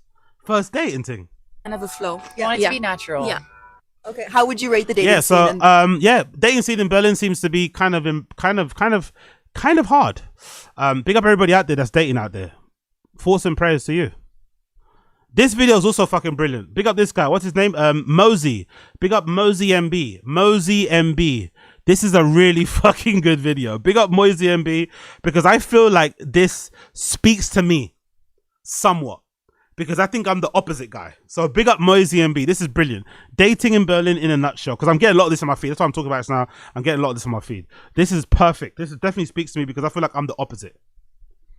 Man, I was about to text this girl and I decided not to. And it's because I live in Berlin. And in Berlin, when you communicate, and you're too caring, and you are too interested, people don't appreciate it. It's so weird. think that people like good communication, but they don't. Nope. It actually freaks most people out. Uh-huh. You gotta pretend to not care. Yep. Actually, it's so weird, so confusing. That's true. The more caring you are, the more, I guess, dare I say, romantic you are, probably the less chance you have of getting cheeks. You kind of have to play aloof. You probably have to always just be like ready to party and get fucked up and want to just enjoy that kind of like rush of being out and around and live and oh my God, it's you. Lips each other, suck each other up. You know what I mean? But if you really want to just be like, hey, like, hope you're good. I was thinking about you. Can we hang out? They'll be like, it's going to give the girl an ick. I can imagine sending those type of texts and DMs will definitely give a girl an ick. She'd definitely go from like fancying you to quickly getting turned off because you're just like too nice, I guess. You know, she's at an afters currently railing 17 lines of fucking 4MMC and here you are with your text like, good morning, my love. I was just thinking about you. It's like, she's like, what? You know what I mean? But if you text her WID at 4, she might be down. You know, she might be down. She might be down. Yeah, exactly. See, look, big up. I didn't even see that. Big up widows. Big up widows as well. And she said exactly what I just said here. But if you sent them a pic of some lines prepared, they'd send back text back where exactly. Another person. Nah, let's stop this narrative about Berlin dating scene. Nope. I don't think it's a narrative. I think it's true. What are people saying in the replies? I don't think it's a narrative. Someone says, just sharing my experience, 4 years in city, that's it. She says, I know, we all know is the stories. Don't be one of them though. Girl, who are you to tell me what I can share and don't be? Like some people, bro, shut the fuck up. Respectfully. Let's stop why don't you stop the narrative on your fucking platform? Let me say what I want on my page. About. Like, he's too nice, man. He's nicer than me. I would have told you to shut the fuck up. Very interesting. Anyway, let's continue. He's big up the guy Mosey. He says, thanks for the thoughts on the video. I never settle for low energy or effort. These are just reflection of dating behavior I've observed living in Berlin over the years. We don't entertain the bare minimum. Exactly. And you don't have to justify or qualify it too. Even if you went and visited, you're allowed to say, what is my experience being there for a month? Like, I don't know, Berlin people have this, I feel like I've seen a lot of these comments of like, oh, you don't live here. You don't know exactly what it's like. Bitch, I was there. I'm telling you my experience. Yes, I don't live there, but I was there. This is my experience. It doesn't change anything if I live there anyway. Just intensifies it. It extends. Like, I mean, like, what the fuck? Like, oh, you have to live here. It's different when you live here. Is it though? Is it though? Another person. Can we open a club for people who care and just date between us? Exactly. It's a good one.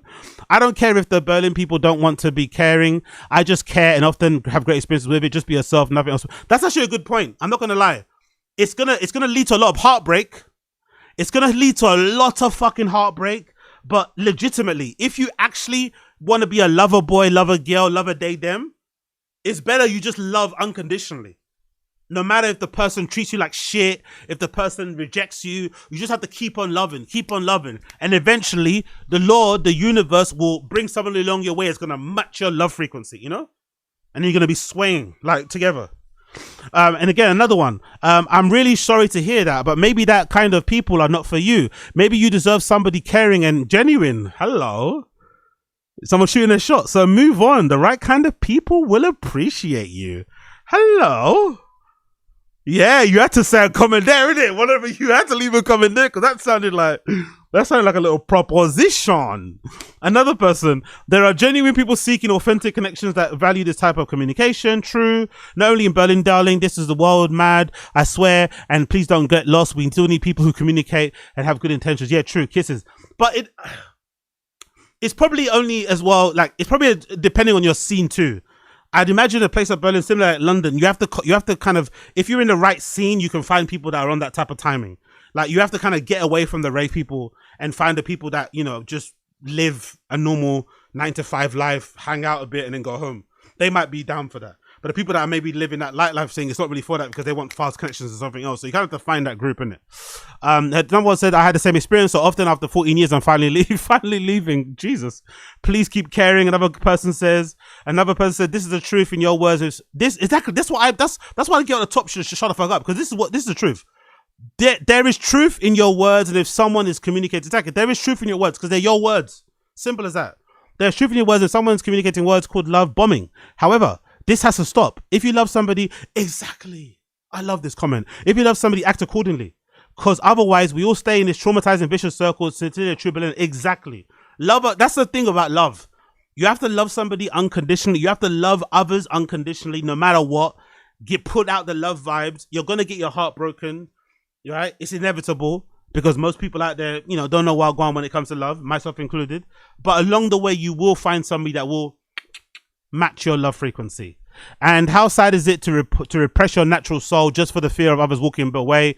Your people will appreciate you. Don't walk away. Oh, hello. Don't walk away. Exactly. I'm realizing and learning takes a moment for that to sink in. It's a process. Healing is a process. Jesus. This is what sharing your feelings gets the ladies out. I'll never do it personally. I'm not about to start crying on camera for the fucking sympathy reply to comments. But yeah, he's doing well, man. He's doing well. The comments on his side, he's doing well. Big up Moisey. Big up Moisey. Berlin used to fall a bit of life, but now it's just the chaos and self-destruction. Feels like most people are too busy burning themselves out instead of growing, reflecting, or building anything real. Hard to find someone who actually wants to level up and get. But that's the whole point of the city, though. So I don't like these complaints about the burn. That's the whole point of the city, bro. It's meant to. You're meant to go there and feel alive and get electric and. I mean, like, mate, you settle down later, but that's the whole point of the city. Like you go there for that. You know, it's like complaining about the hustle and bustle of New York.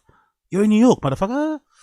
Another person living here almost 7 years, totally agree. People say they want openness and connection, but they also act all nonchalant and suddenly run away when you tell them what you're feeling.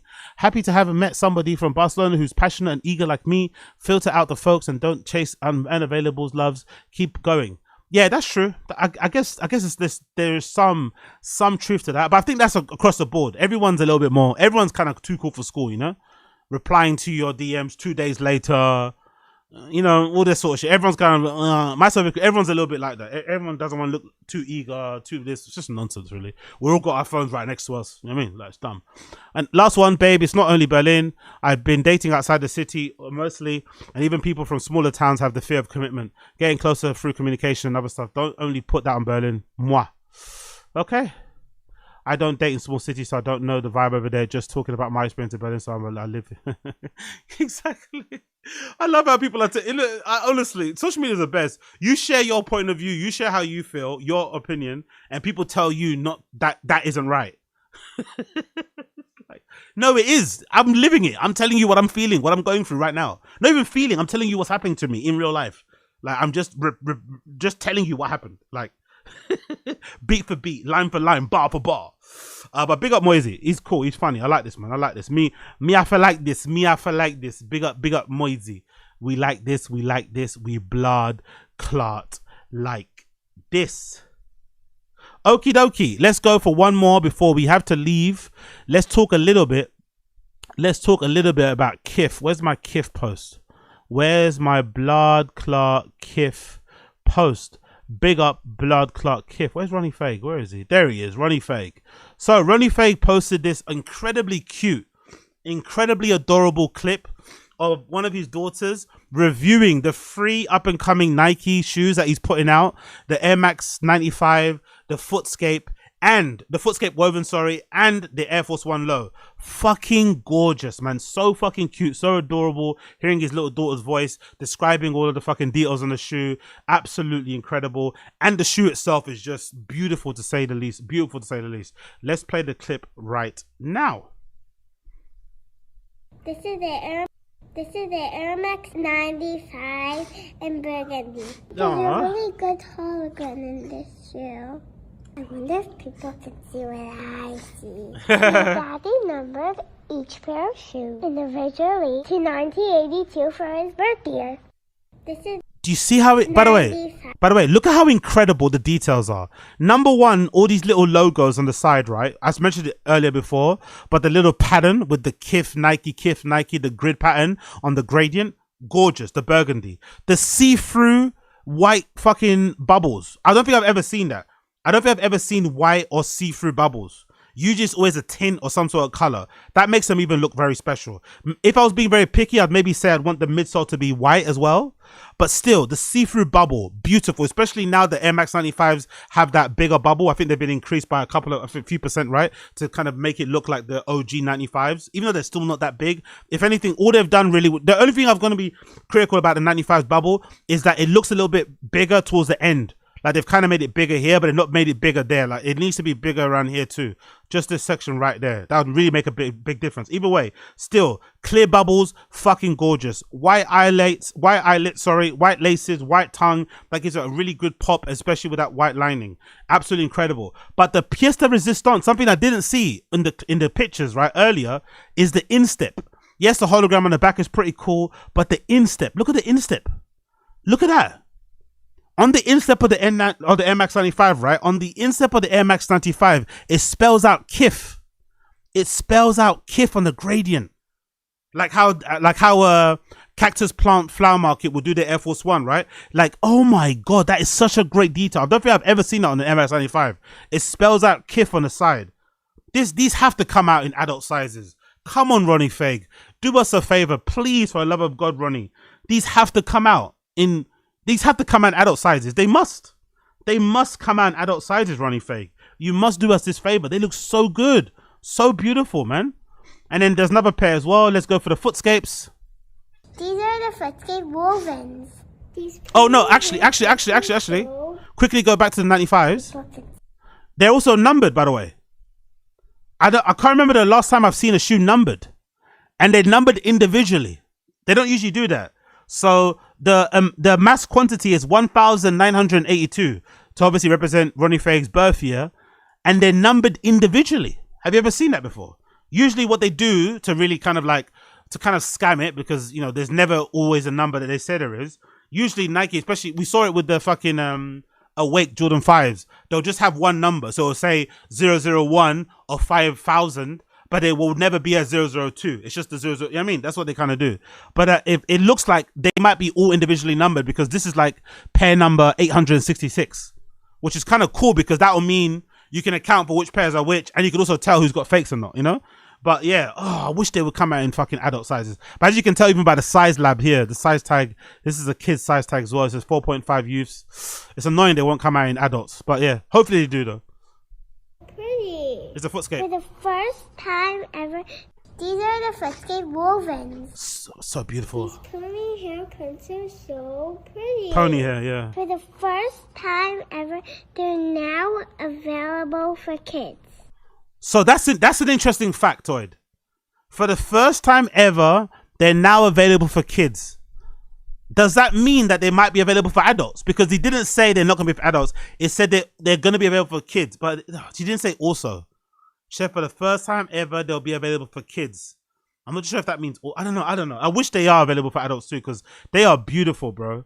This pony hair, what is it? Cheetah print, whatever, all over is fucking beautiful.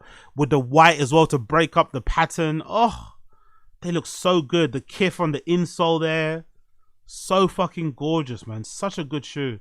The black pull type is also kind of cool. Oh, it's got Kith logo too on the tongue, which has been embroidered. It's a nice little touch there, by the way. A nice little touch there. The Kith logo and the Nike swoosh there has been embroidered on the tongue. Maybe the embroidery on that pair is a little bit shaky with a K and an I, but still I ain't mad at it. And I think that's somewhat of a leather heel cap as well. Like, oh, so good. And then the last one is the fucking Air Force One, the pièce de résistance. These are really special Air Force Ones.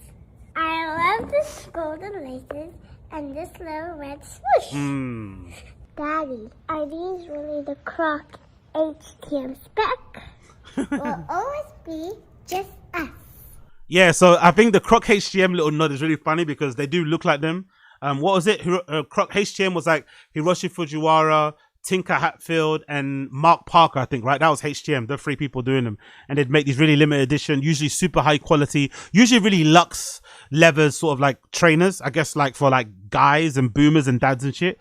They've now become, you know, mythologized and stuff, but they're really usually high quality. I think there's kind of a few of them in there. I remember let's say HTM Air Force One. One of the iconic ones was, yeah, that's one. I remember these from back in the day. Hiroshi Fujiwara be wearing them. These black with the fucking white sole, with the dyed sole and stuff. Do you remember these? the fragment ones from back in the day too. They were fucking special. These ones there with the fragment logo on the back, like, oh, that croc leather. So I think that's where the inspiration came from. I think the inspiration for those came from there. I think one of them's got contrast stitching from back in the day.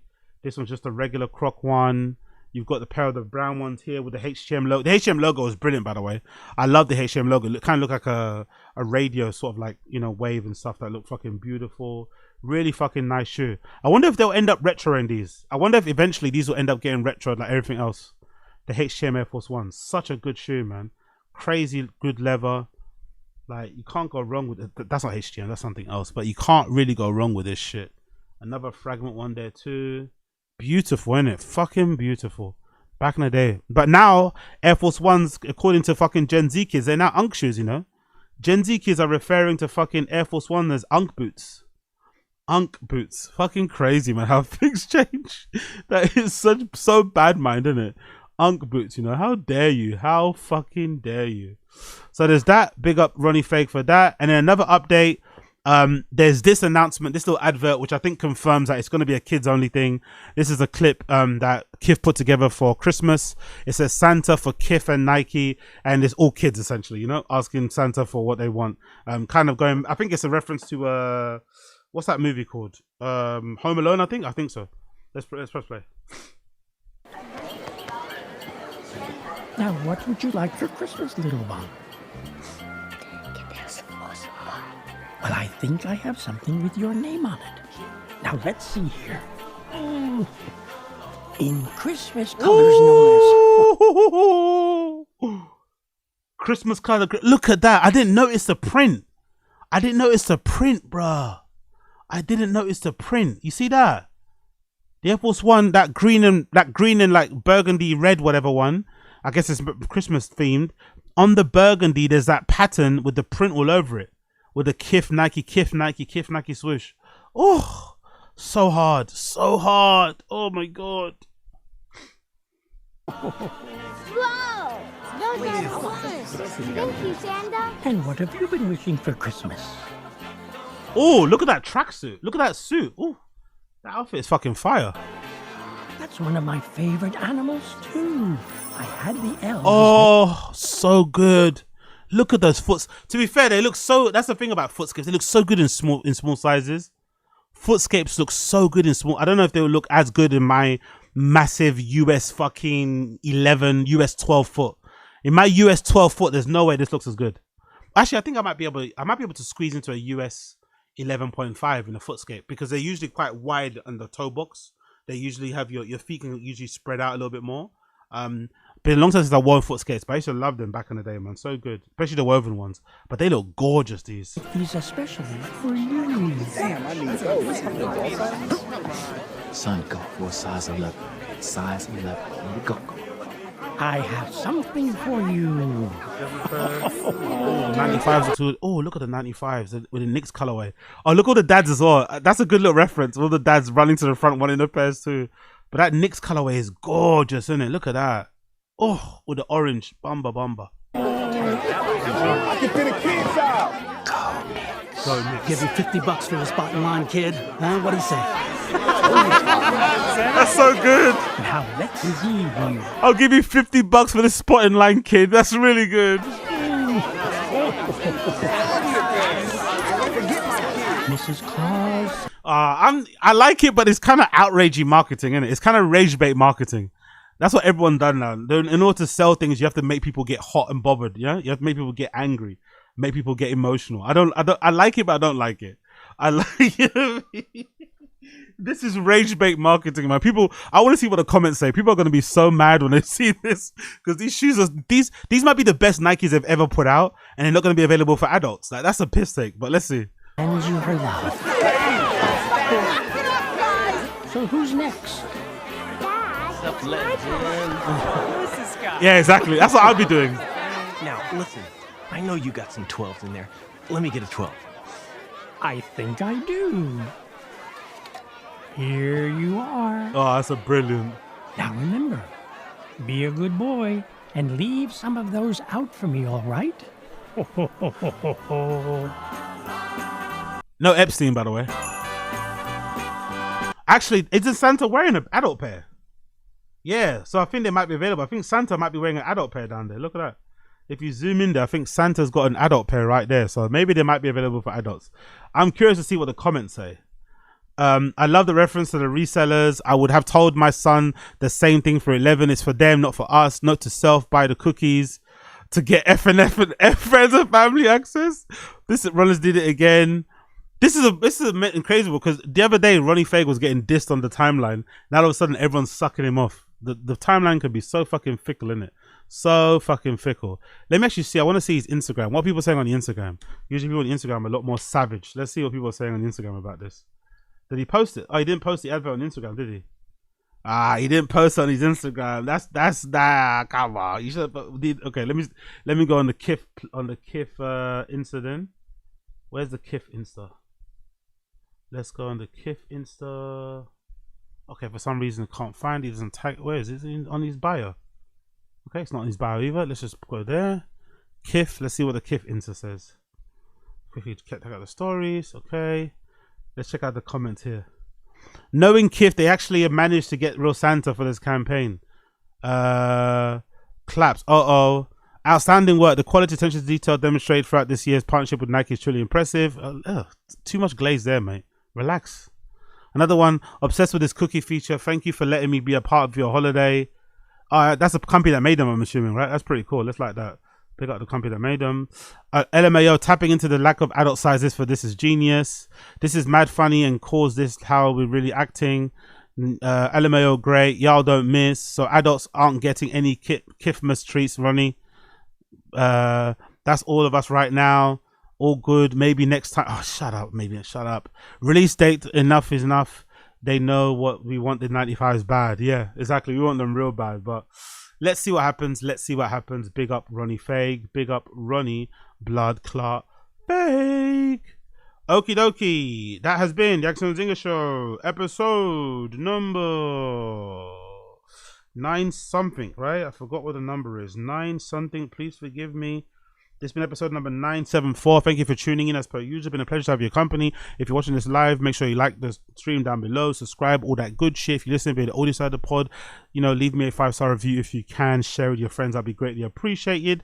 I'm going to play my song of the day now. I'm not going to only play it for the audio side listeners. Everyone else can listen to it too. It's going to be from Wale, from his great album that just dropped recently called Everything Is A Lot. Really good album. I'm just about halfway through it, but I've got a couple of tracks that I've kind of pulled that I really fucking like it and replaying again and again and again. One of the tracks that I really fucking like is a track called Power and Problems. Power and Problems is my song of the day, courtesy of Wale, and that will be playing as we end the show. Thank you for tuning in. It's been a pleasure to have your company, and I'll see the rest of you guys later tonight for a random show. Let's fucking go.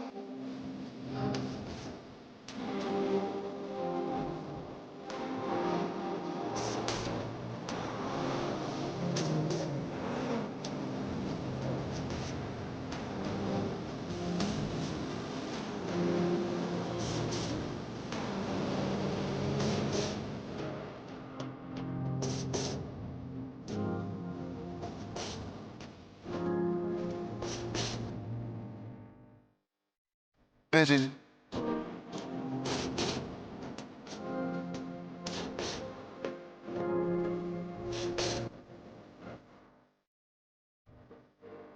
Bullshit. The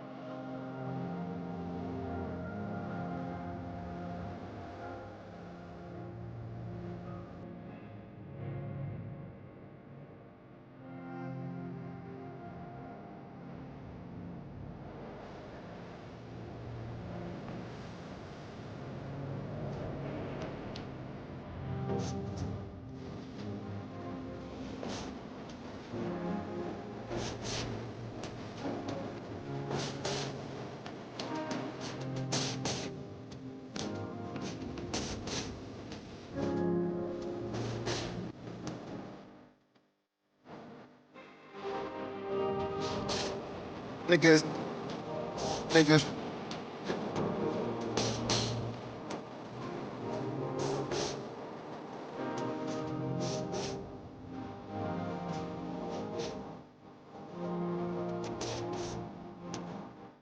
Should